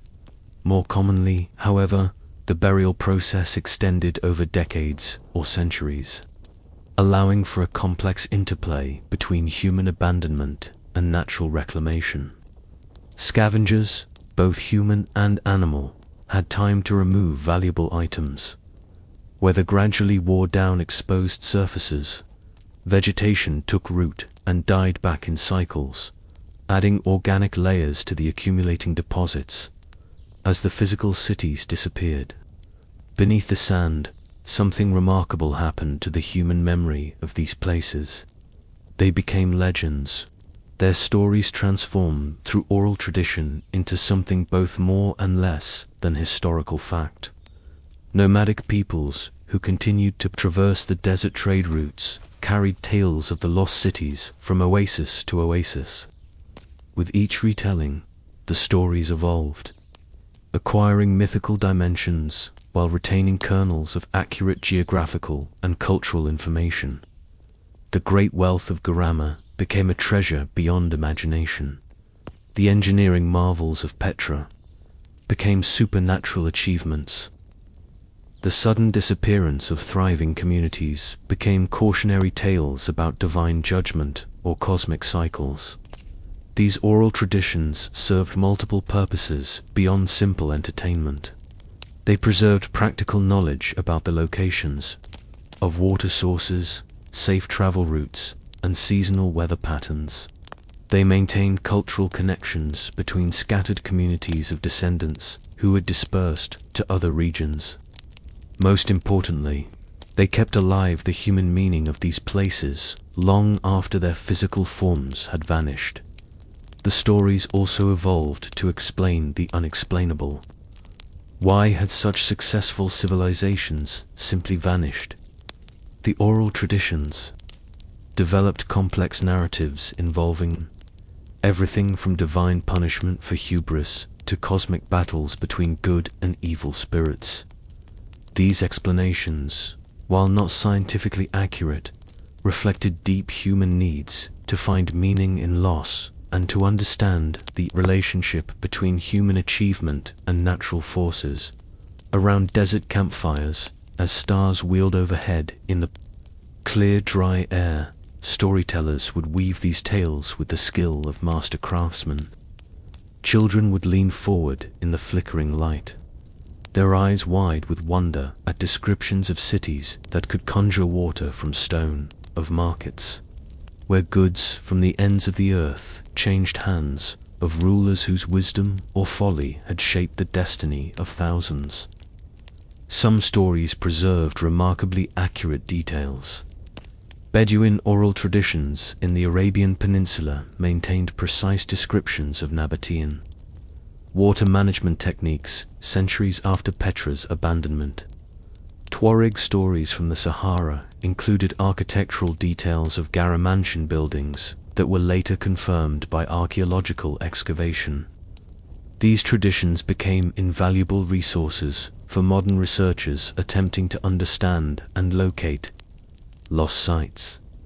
The linguistic evidence also tells fascinating stories.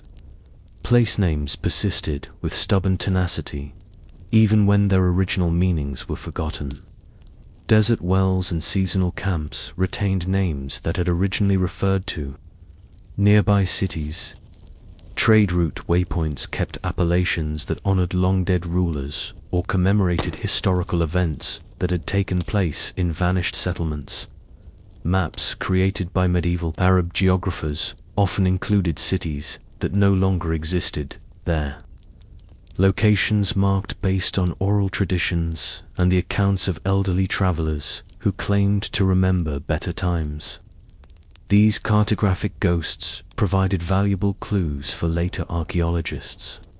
Though distinguishing between accurate historical memory and wishful thinking required careful analysis, religious texts and pilgrimage accounts also preserved fragments of historical memory. Christian and Islamic writers described visiting shrines and monasteries in cities that would later disappear entirely. Buddhist travelers crossing Central Asian desert routes documented stopping places that would become legend. These religious accounts often provided the most detailed and reliable descriptions of daily life in the final phases of urban decline.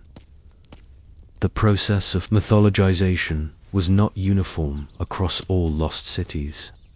Sites associated with particularly dramatic events, sudden military defeats, natural disasters, or religious conflicts tended to acquire more elaborate legendary frameworks. Cities that had simply declined gradually through economic changes often retained more prosaic but historically accurate oral traditions. European explorers and traders who encountered these oral traditions in the 18th and 19th centuries often dismissed them as mere fantasy, failing to recognize their value as historical documents. This cultural arrogance led to the loss of invaluable information, as traditional storytellers died without passing on their knowledge to communities that no longer valued these ancient narratives. The colonization of desert regions by European powers also disrupted the nomadic societies that had maintained these oral traditions for centuries. Settlement policies that forced pastoral peoples into fixed locations severed the connection between stories and landscapes. reducing rich geographical narratives to abstract tales, divorced from their original contexts, while human memory transformed the lost cities into legend. The desert itself maintained a different kind of record, one written in stone, pottery shards, and the subtle signatures of human presence that persist long after the humans themselves have departed. Ancient agricultural terraces, carved into hillsides and maintained for centuries, continued to shape water flow patterns long after the last crop had been harvested. These terraces, though gradually eroding, remained visible to trained eyes as faint lines across the landscape. Satellite imagery would later reveal the full extent of these agricultural systems, showing field patterns that extended far beyond the known boundaries of ancient settlements.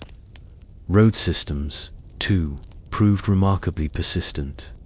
The main trade routes that had connected desert cities became deeply worn into the underlying rock and hardpan through centuries of foot, hoof, and wheel traffic. Even when sand covered these routes, their subsurface traces remained, detectable through subtle variations in soil composition and drainage patterns. Quarry sites told their own stories of urban prosperity and decline. The great stone-cutting operations that had supplied building materials for monumental architecture left distinctive scars on the landscape. The progression from intensive early quarrying to smaller scale extraction to final abandonment could be read in the archaeological evidence, like chapters in a book. Cemetery locations proved to be among the most enduring markers of human presence.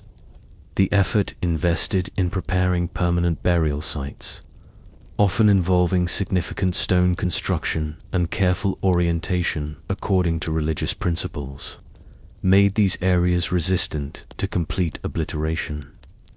Even when sand covered the surface markers, the underlying stonework and the chemical signatures of human burial remained detectable. Water sources that had attracted the original settlement often continued to function sporadically, creating oases of vegetation that marked former urban centers. Palm trees, descendants of cultivated groves, survived in clusters that seemed random to casual observers, but followed the logic of ancient irrigation systems. These surviving trees became landmarks for desert travelers who might not realize they were camping in the ruins of former cities. The chemical signature of human habitation also persisted in ways that would not become detectable until the development of modern analytical techniques. Soil phosphate levels remained elevated in areas where humans and animals had lived in concentration. Heavy metal concentrations reflected ancient industrial activities. Even the isotopic composition of groundwater retained evidence of historical extraction patterns. Pottery shards, virtually indestructible in arid climates, scattered across vast areas as they were carried by wind and the occasional flash flood. These ceramic fragments became the breadcrumbs that would eventually lead archaeologists back to their sources. The distinctive styles, manufacturing techniques, and decorative motifs of different periods and cultures created a chronological map that extended far beyond the original settlement boundaries. Metal artifacts, though less numerous than pottery, provided equally valuable evidence. Bronze and iron implements, corroded but not destroyed by the dry conditions, offered insights into technological capabilities and trade connections. The distribution patterns of these artifacts often revealed the economic reach of vanished civilizations, showing trade networks that had connected distant regions. Glass beads, small and seemingly insignificant, became some of the most informative artifacts. These tiny objects, often produced in specific colors and patterns by particular workshops, could be traced to their origins through chemical analysis. A scatter of glass beads in the middle of an apparently empty desert might indicate the location of a major trade center or the route of an ancient caravan road.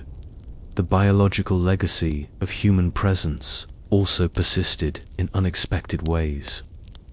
Cultivated plant species, though no longer actively maintained, sometimes survived in feral populations that clustered around former settlement areas.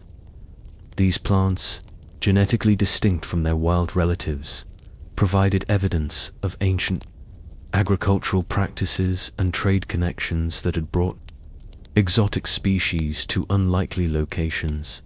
Domesticated animals that had been abandoned during the final evacuations sometimes established wild populations that retained distinctive characteristics of their domestic ancestry.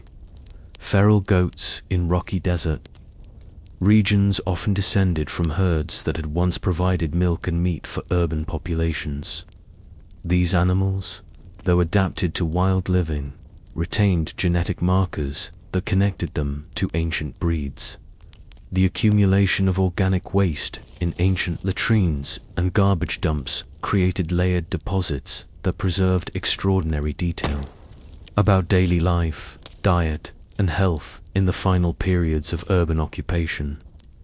These deposits, sealed by sand and preserved by aridity, became treasure troves of information about everything from seasonal food availability to parasite loads to textile production techniques.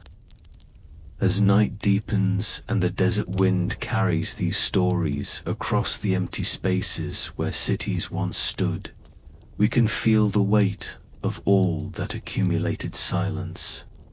The sand that covered these places did not erase them, it transformed them into something else, something patient and enduring, waiting for the right moment to reveal their secrets once again.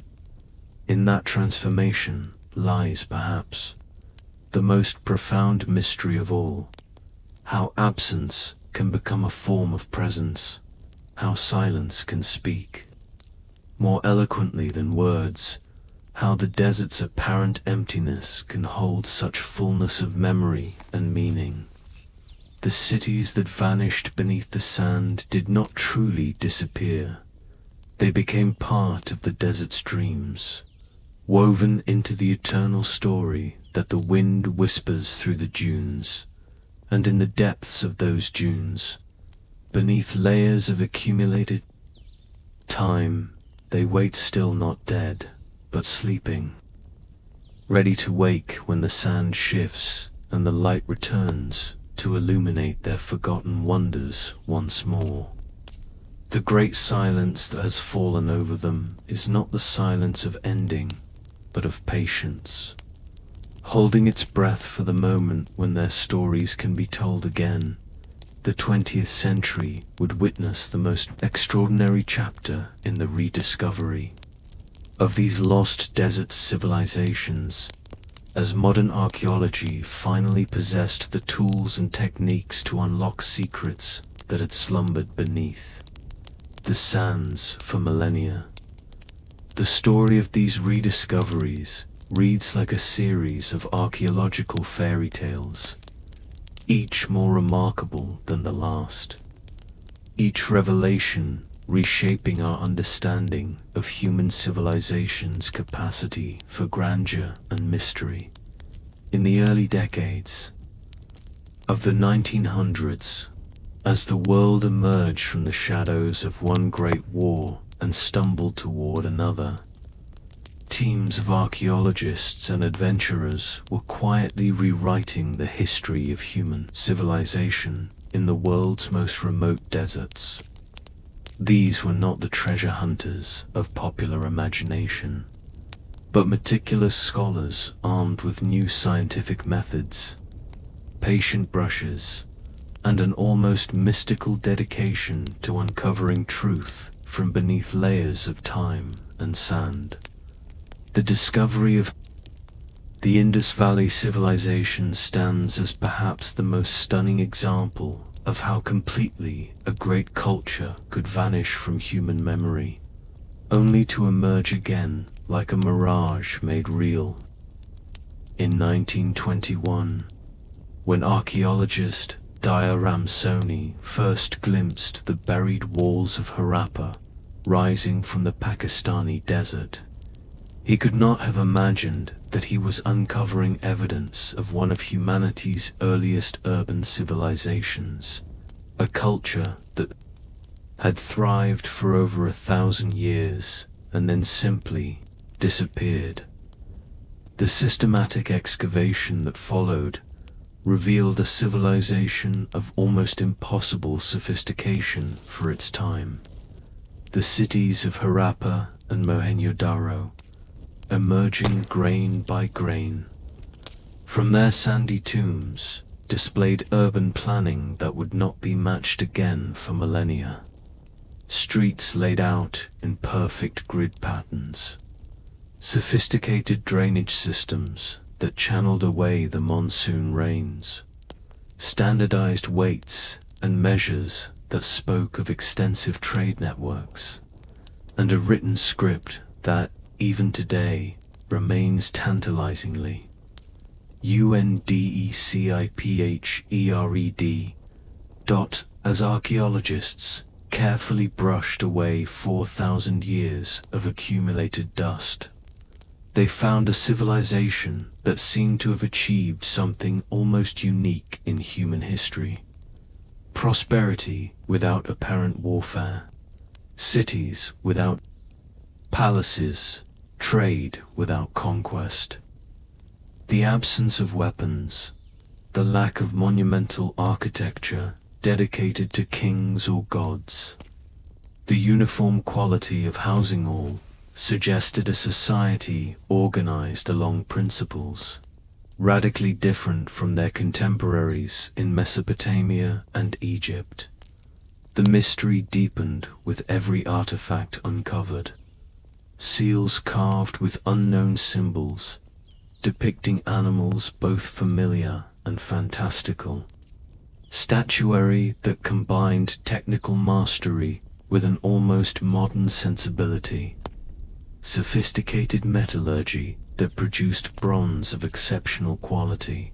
And perhaps, most hauntingly, the famous priest-king sculpture from Mohenjo-daro, a figure whose half-closed eyes and enigmatic expression seemed to gaze across for millennia with ancient wisdom and infinite patience.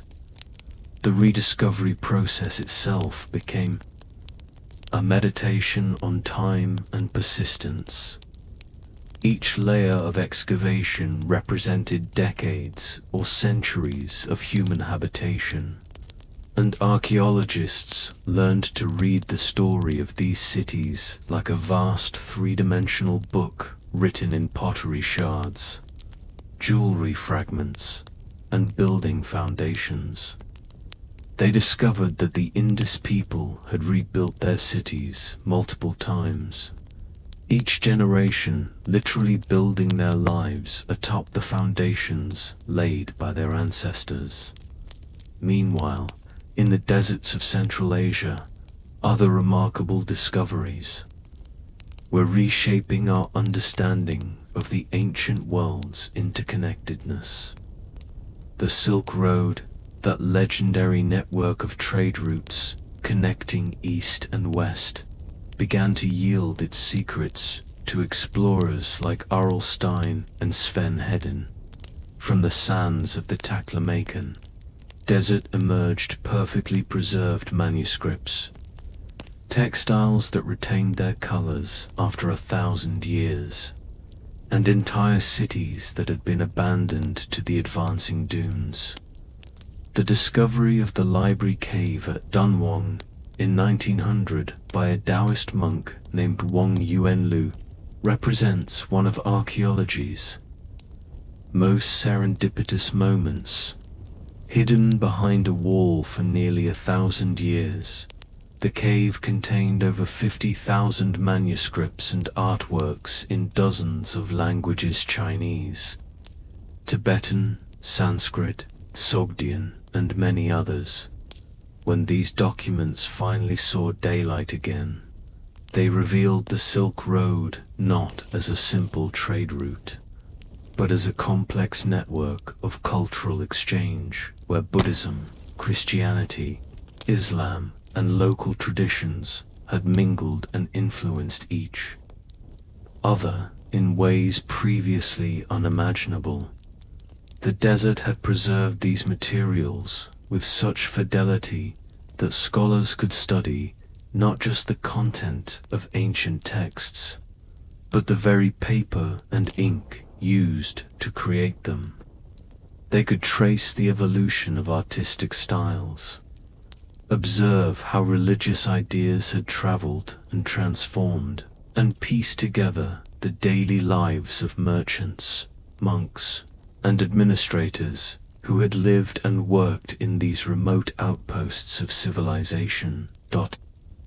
The Sahara, French colonial administrators, and archaeologists began to recognize that what they had dismissed as empty wasteland actually contained evidence of sophisticated ancient cultures. The discovery of rock art sites, like those at Tassili-Najor, revealed that the world's largest desert had once been a landscape of rivers and lakes, home to pastoralists who had left behind artistic records of extraordinary beauty and complexity.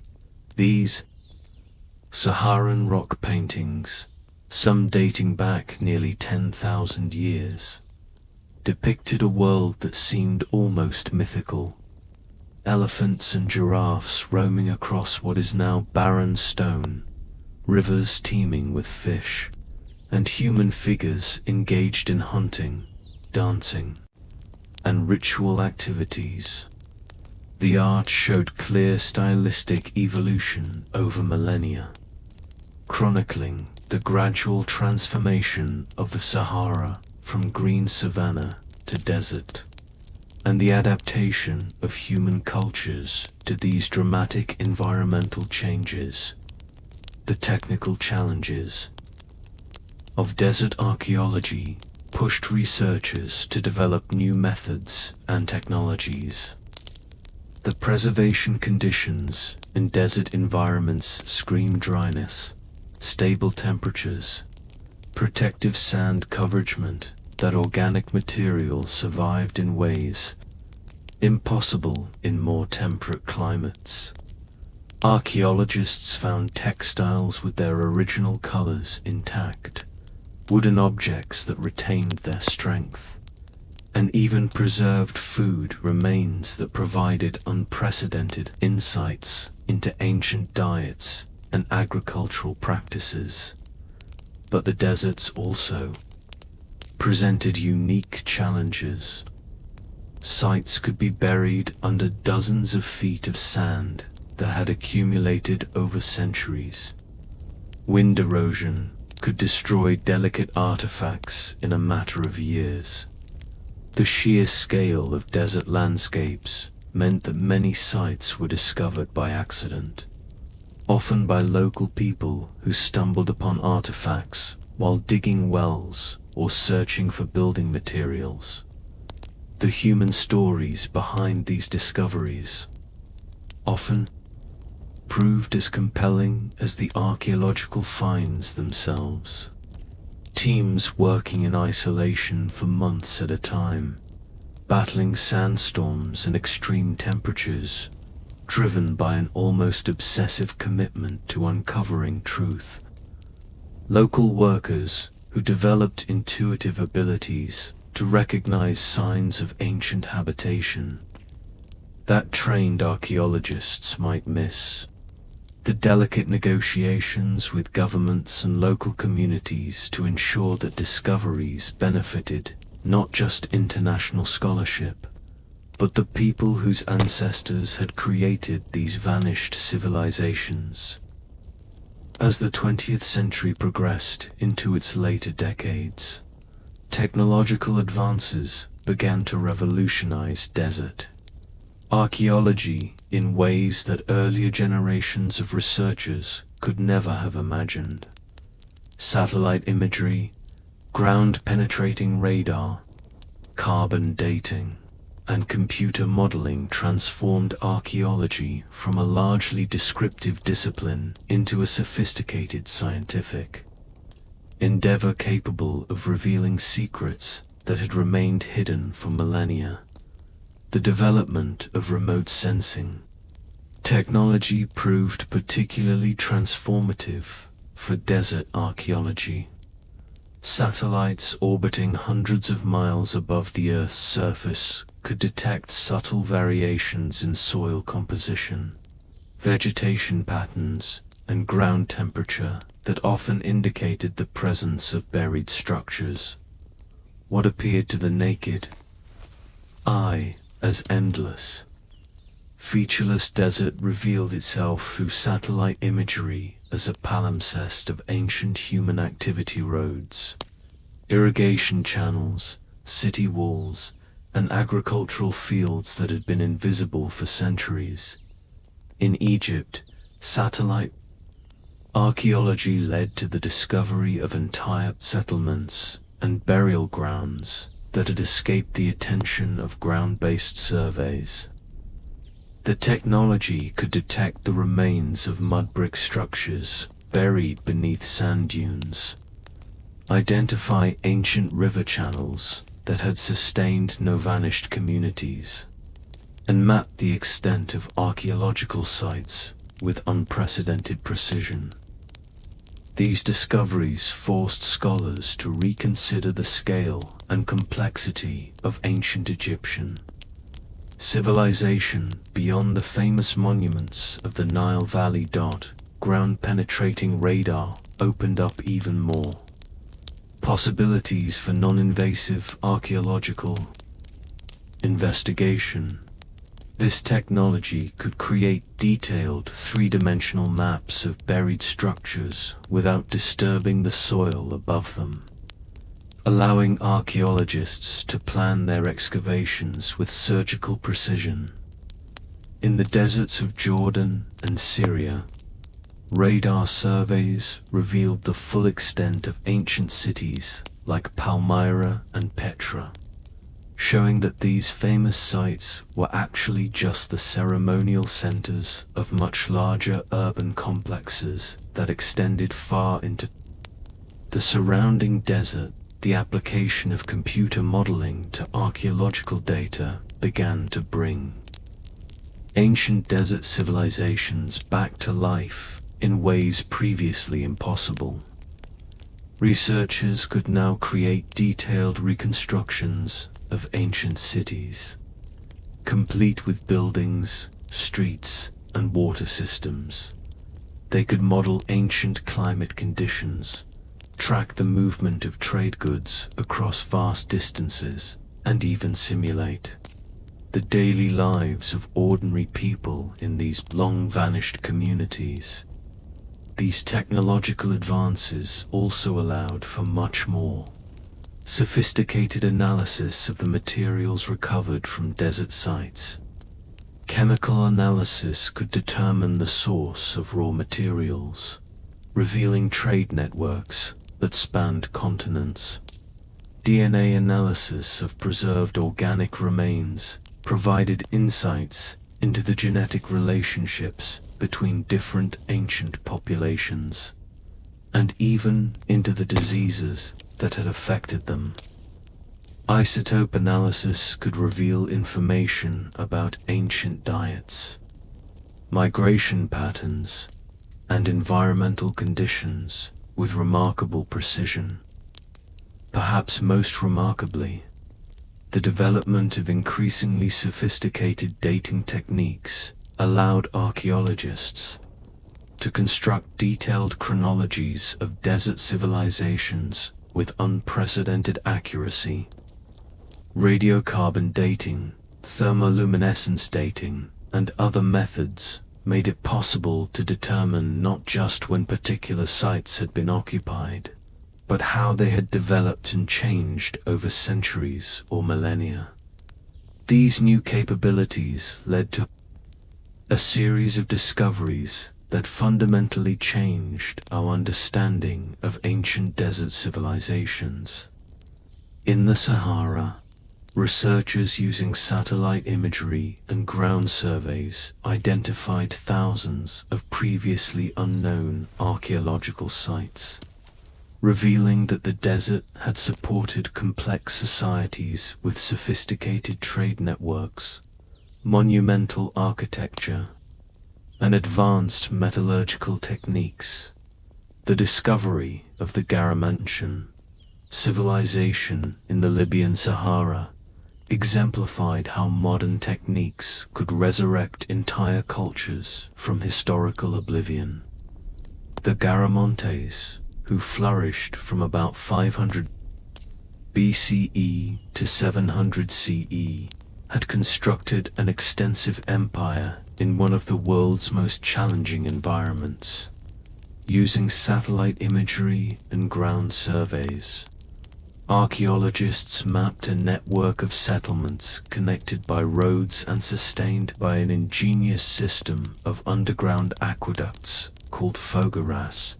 The Garamantian capital of Garama revealed itself to be a sophisticated urban center with monumental architecture, specialized craft production, and evidence of long-distance trade connections.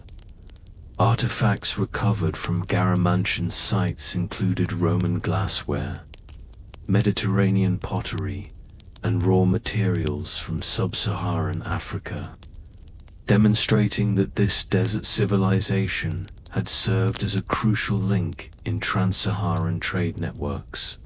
In the Arabian Peninsula, similar techniques revealed the extent and sophistication of ancient Arabian civilizations that had previously been known, mainly through scattered references in classical texts.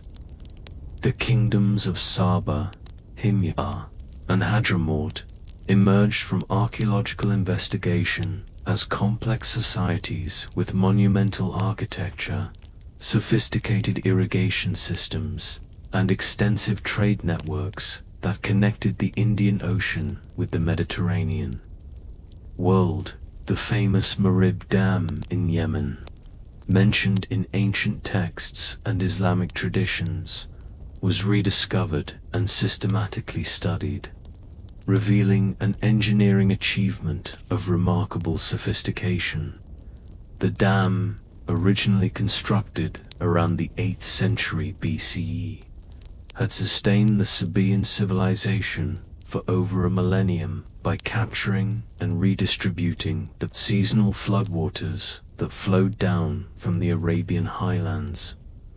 Archaeological investigation revealed that the Mareb irrigation system had been far more complex than a simple dam. It included an intricate network of channels, sluices, and distribution systems that had transformed thousands of square miles of desert into productive agricultural land. The precision engineering required to construct and maintain this system demonstrated a level of technical sophistication that challenged traditional assumptions about ancient Arabian capabilities. The decipherment of ancient South Arabian scripts, particularly Sabaean, provided access to thousands of inscriptions that documented the political, religious, and economic life of these desert kingdoms.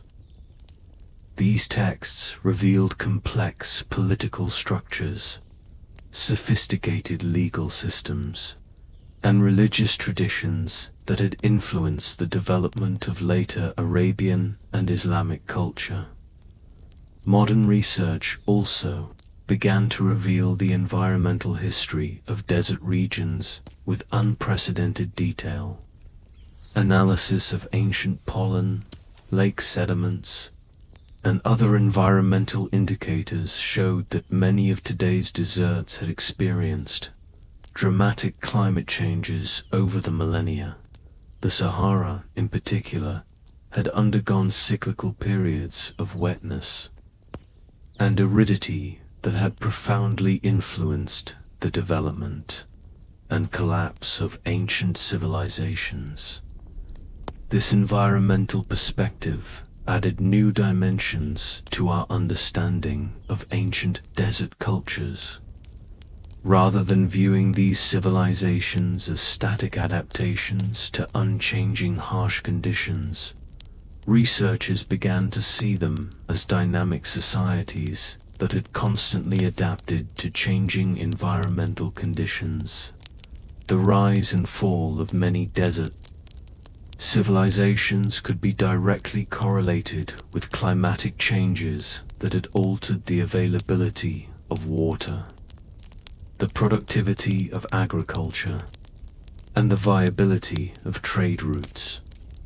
The study of ancient DNA began to reveal the genetic heritage of desert populations, showing complex patterns of migration, interaction, and cultural exchange. Desert communities that had seemed isolated actually showed evidence of genetic connections spanning vast distances, revealing the mobility and interconnectedness of ancient desert peoples. Modern archaeological techniques also made it possible to study the daily lives of ordinary people in ancient desert civilizations with unprecedented detail. Analysis of garbage dumps, residential areas, and workshop sites revealed information about diet, crafts, social organization, and cultural practices that had been invisible to earlier generations of archaeologists, focused primarily on monumental architecture and elite burials. These discoveries revealed that ancient desert civilizations had been far more diverse, sophisticated, and interconnected than previously imagined. Rather than isolated outposts struggling for survival, they emerged as dynamic centers of innovation, trade, and cultural exchange that had played crucial roles in the development of human civilization. The 21st century has witnessed an unprecedented revolution in our ability to explore, document, and understand ancient desert civilizations. Digital technologies have transformed not only how we discover and excavate archaeological sites, but how we preserve, analyze, and share our findings with the world. The marriage of cutting-edge technology with traditional archaeological methods has opened new windows into the past, allowing us to reconstruct ancient worlds with a fidelity that would have seemed magical to earlier generations of researchers. LIDAR, light detection and ranging. Technology has perhaps been the most transformative development in recent desert archaeology. This laser-based scanning system can penetrate vegetation and create precise three-dimensional maps of the ground. Surface, revealing archaeological features that are invisible to conventional survey methods. In desert environments, where sites are often buried under sand dunes or obscured by erosion, LiDAR has revolutionized site discovery and mapping. The application of LiDAR to desert archaeology has yielded spectacular results. In the Sahara aerial, LiDAR surveys have revealed extensive networks of ancient settlements, roads, and agricultural systems that had been completely invisible from ground level. Entire cities have emerged from LiDAR data, their street plans and building layouts preserved beneath centuries of accumulated sand with startling clarity. Similarly, in the Arabian Peninsula, LiDAR surveys have mapped vast ancient irrigation systems, revealing the true extent of agricultural development in regions that today appear utterly barren. These discoveries have forced archaeologists to reconsider the carrying capacity of ancient desert regions and the sophistication of the societies that had flourished there. Drone technology has made it possible to conduct aerial surveys of remote desert sites with unprecedented flexibility and cost-effectiveness. Equipped with high-resolution cameras and specialized sensors, drones can map archaeological sites in detail, monitor changes over time, and access areas that would be dangerous or impossible for human researchers to reach on foot.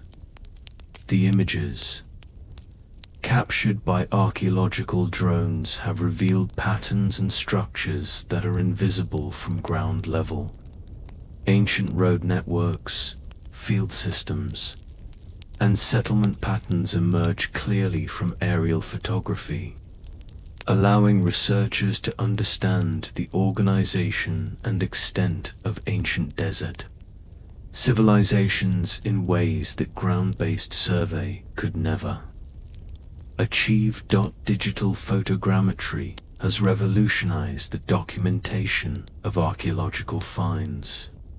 By taking hundreds or thousands of overlapping photographs of an object or site, researchers can create precise three-dimensional models that preserve every detail with millimeter accuracy. These digital models serve not only as permanent records of archaeological finds, but as research tools that allow for detailed analysis and measurement without handling fragile, original artifacts. Virtual reality technology has begun to make it possible to visit reconstructed ancient sites in ways that bring the past to life with unprecedented immediacy.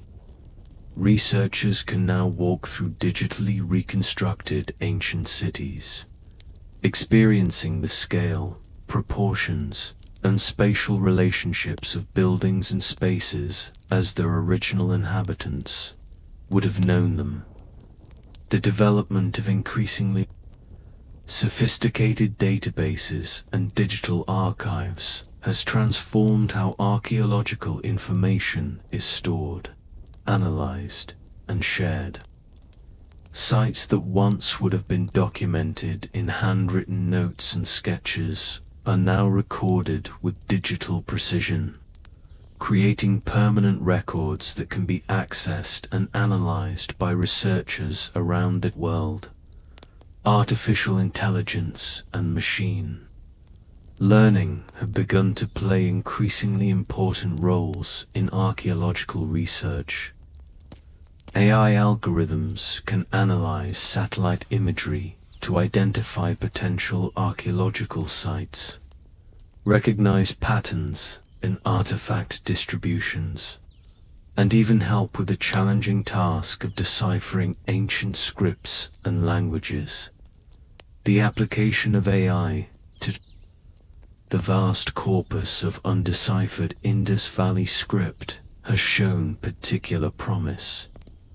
Machine learning algorithms trained on known writing systems and archaeological contexts have begun to identify potential patterns and meanings in the enigmatic symbols that have puzzled scholars for nearly a century.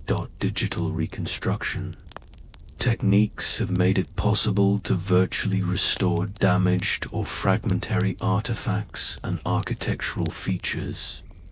Computer algorithms can analyze surviving fragments and extrapolate the original appearance of buildings, sculptures, and decorative elements with remarkable accuracy. The democratization of archaeological information through digital platforms has transformed how research findings are shared with both scholarly and public audiences. High-resolution images of artifacts, detailed site plans, and even three-dimensional models can now be accessed by anyone with an internet connection. making the treasures of ancient desert civilizations available to people around the world online.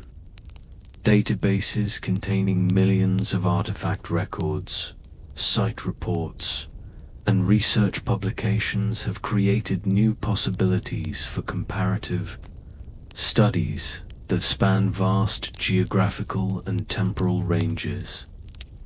Researchers can now identify connections and patterns that would have been impossible to detect when archaeological information was scattered across countless individual publications and archives.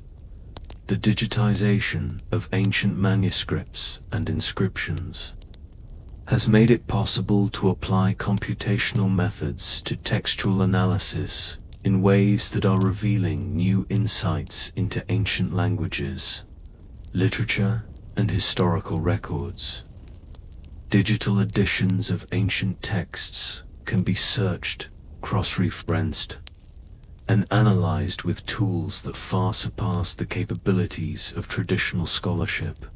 Crowdsourcing platforms have begun to engage public volunteers in archaeological research, allowing thousands of people to participate in tasks like identifying archaeological features in satellite imagery or transcribing ancient texts. These collaborative projects have not only accelerated research progress, but have also created new forms of public engagement with archaeology and ancient history.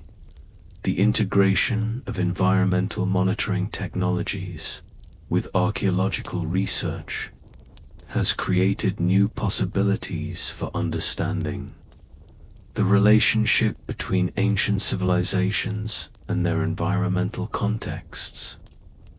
Automated weather stations, soil sensors, and water level monitors at archaeological sites provide continuous data streams that help researchers understand how environmental conditions affect site preservation and how ancient peoples might have responded to environmental changes. Portable X-ray fluorescence, PXRF, spectrometers have revolutionized the analysis of archaeological materials by making it possible to determine the chemical composition of artifacts in the field without removing samples or damaging the objects. This technology has been particularly valuable for studying ancient metallurgy, ceramic production, and trade relationships. The development of portable DNA sequencing technology has made it possible to conduct genetic analysis of archaeological samples in field laboratories, dramatically reducing the time between discovery and results.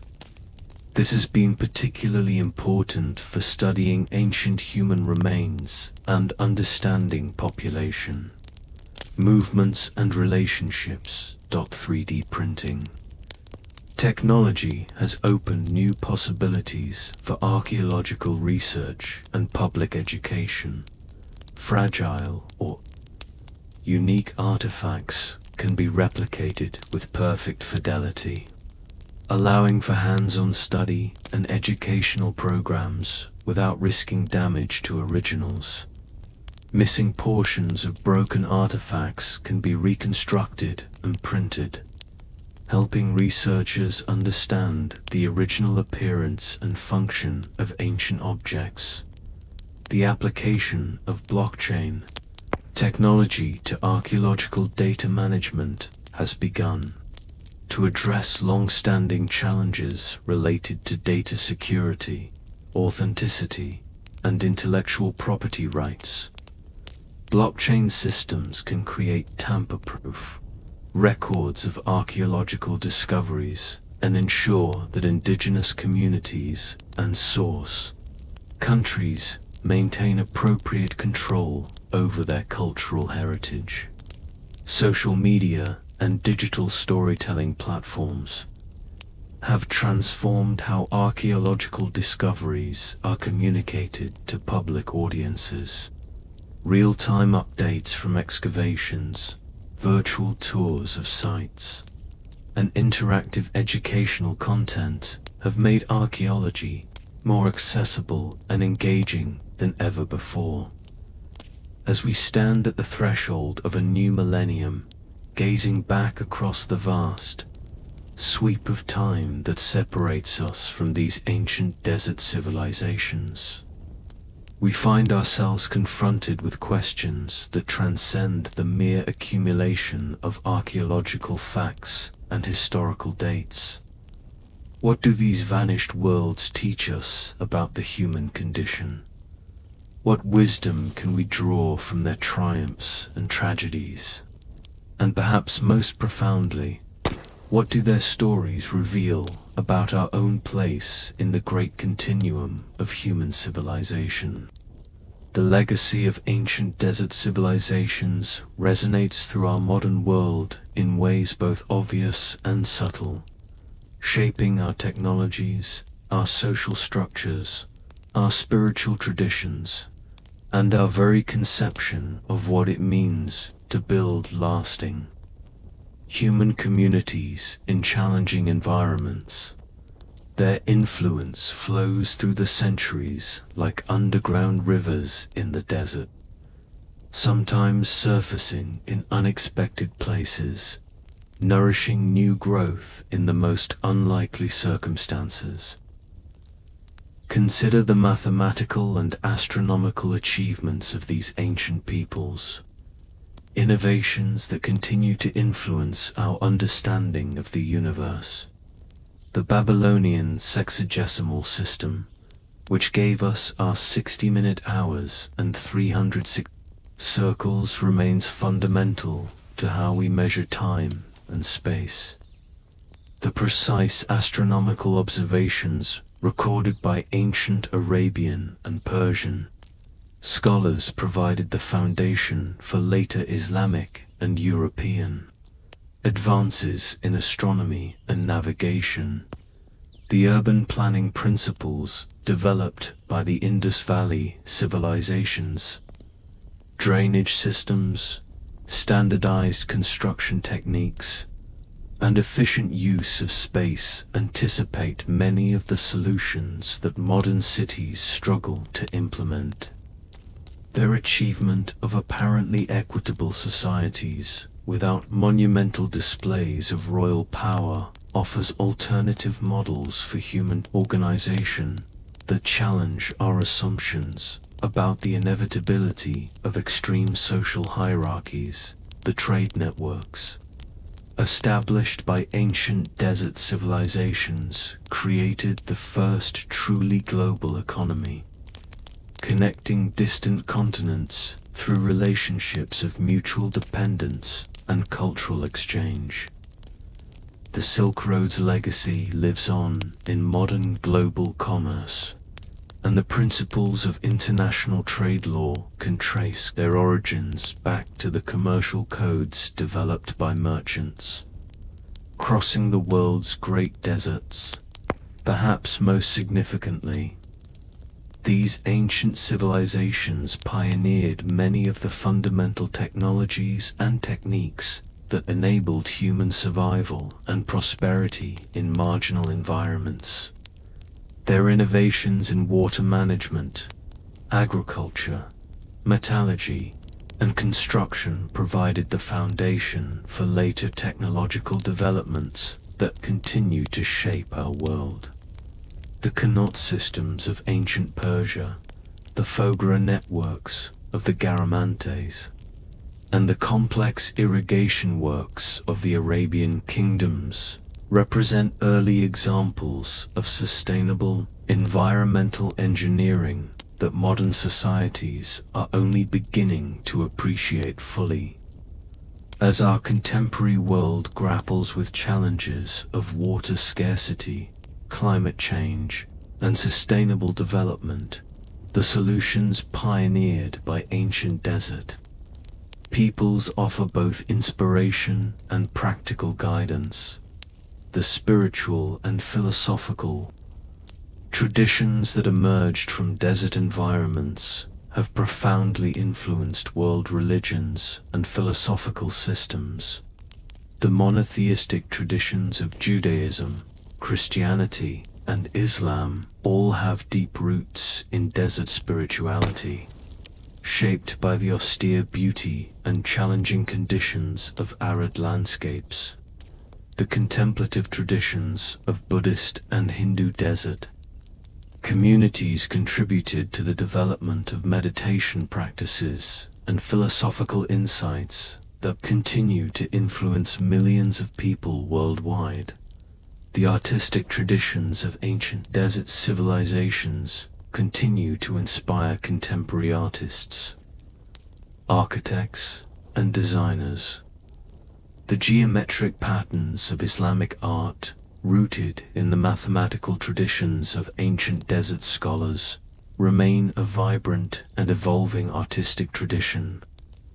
The minimalist aesthetic principles developed by ancient desert cultures, born from the necessity of creating beauty from limited materials, anticipate many of the most influential movements in modern art and design. The literary traditions of ancient desert peoples, preserved in epic poems, wisdom, literature, and historical chronicles, continue to shape how we understand storytelling, poetry, and the human condition. The Epic of Gilgamesh, the Arabian Nights, and the poetry of pre-Islamic Arabia have influenced world literature in ways that extend far beyond their original cultural contexts. Modern archaeology's engagement with ancient desert civilizations has also transformed our understanding of cultural heritage and its preservation. The challenges of protecting archaeological sites in desert environments from natural erosion, climate change, and human activities have led to innovations in conservation science that benefit cultural preservation efforts worldwide. The international collaborations required for desert archaeology have created models for cross-cultural cooperation that extend far beyond academic research. Projects that bring together researchers from different countries and cultural traditions have fostered understanding and respect that contribute to peaceful international relations. The public engagement generated by discoveries of ancient desert civilizations has created new forms of cultural tourism that provide economic benefits to local communities while fostering appreciation for cultural heritage. Sites like Petra, Palmyra, and the Egyptian pyramids have become symbols of human achievement that transcend national boundaries and cultural differences. The educational impact of these discoveries extends far beyond professional archaeology. The stories of ancient desert civilizations capture the imagination of students and the general public in ways that make history and archaeology compelling and relevant. These narratives demonstrate human adaptability, creativity, and resilience in ways that inspire and educate. The technological innovations developed for desert archaeology have found applications in many other fields. Remote sensing techniques pioneered for archaeological survey are now used for environmental monitoring, urban planning, and disaster response. Digital documentation methods developed for preserving archaeological sites contribute to efforts to preserve contemporary cultural heritage and historical records.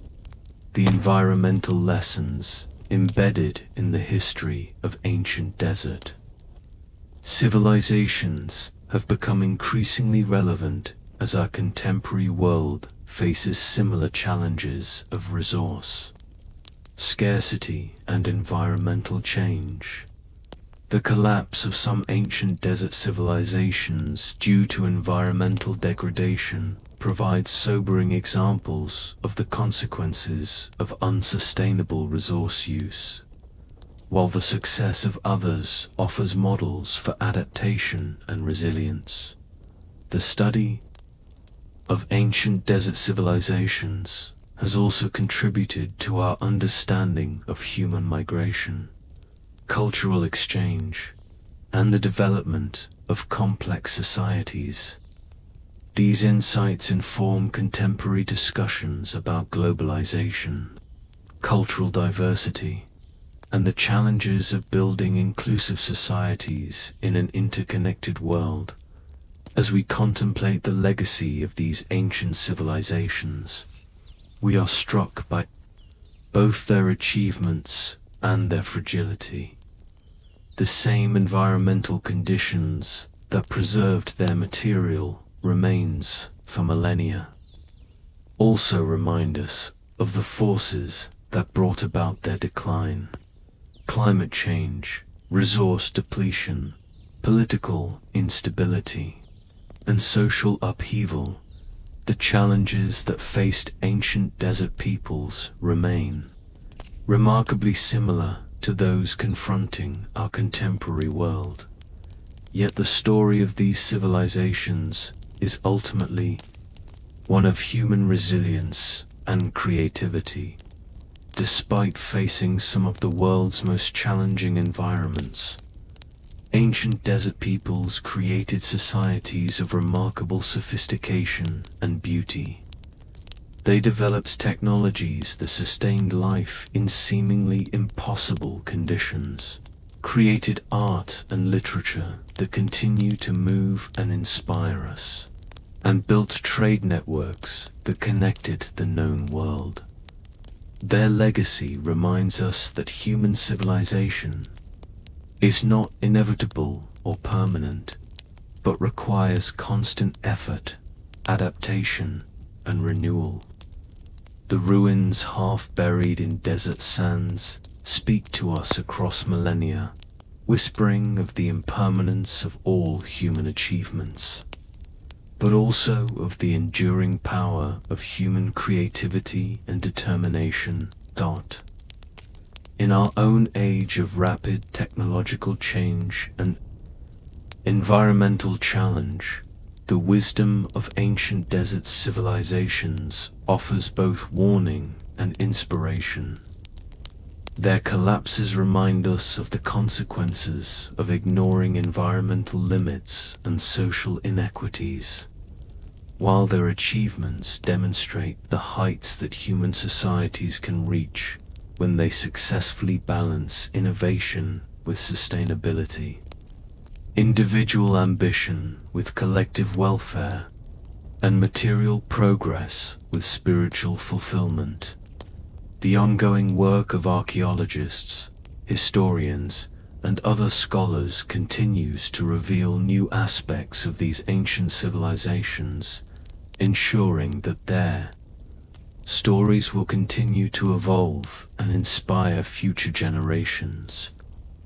Each new discovery adds depth and complexity to our understanding, challenging simple narratives and revealing the full richness of human experience in these remarkable societies. As night falls across the world's great deserts, as it has for countless millennia, the stars that guided ancient travelers still shine overhead. The same constellations that helped navigation for Silk Road merchants and Arabian traders continue to wheel through the desert sky, connecting us across time with those who came before. In the whisper of wind across sand dunes, in the play of moonlight on ancient stones, in the enduring beauty of desert landscapes, the presence of these vanished civilizations continues to be felt. Their greatest monument is not built of stone or bronze, but consists of the accumulated wisdom, technology, and cultural achievements that they passed down through the generations.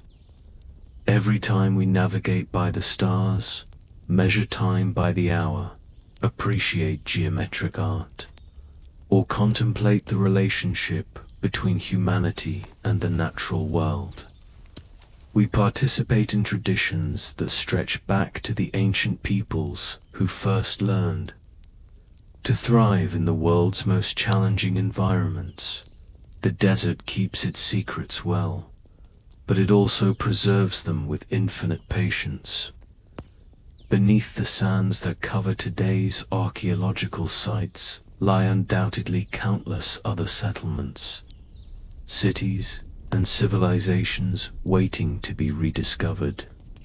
Future generations of researchers, equipped with technologies we can barely imagine, will continue to uncover new chapters in the human story, adding to our understanding of what it means to build lasting communities in harmony with difficult environments.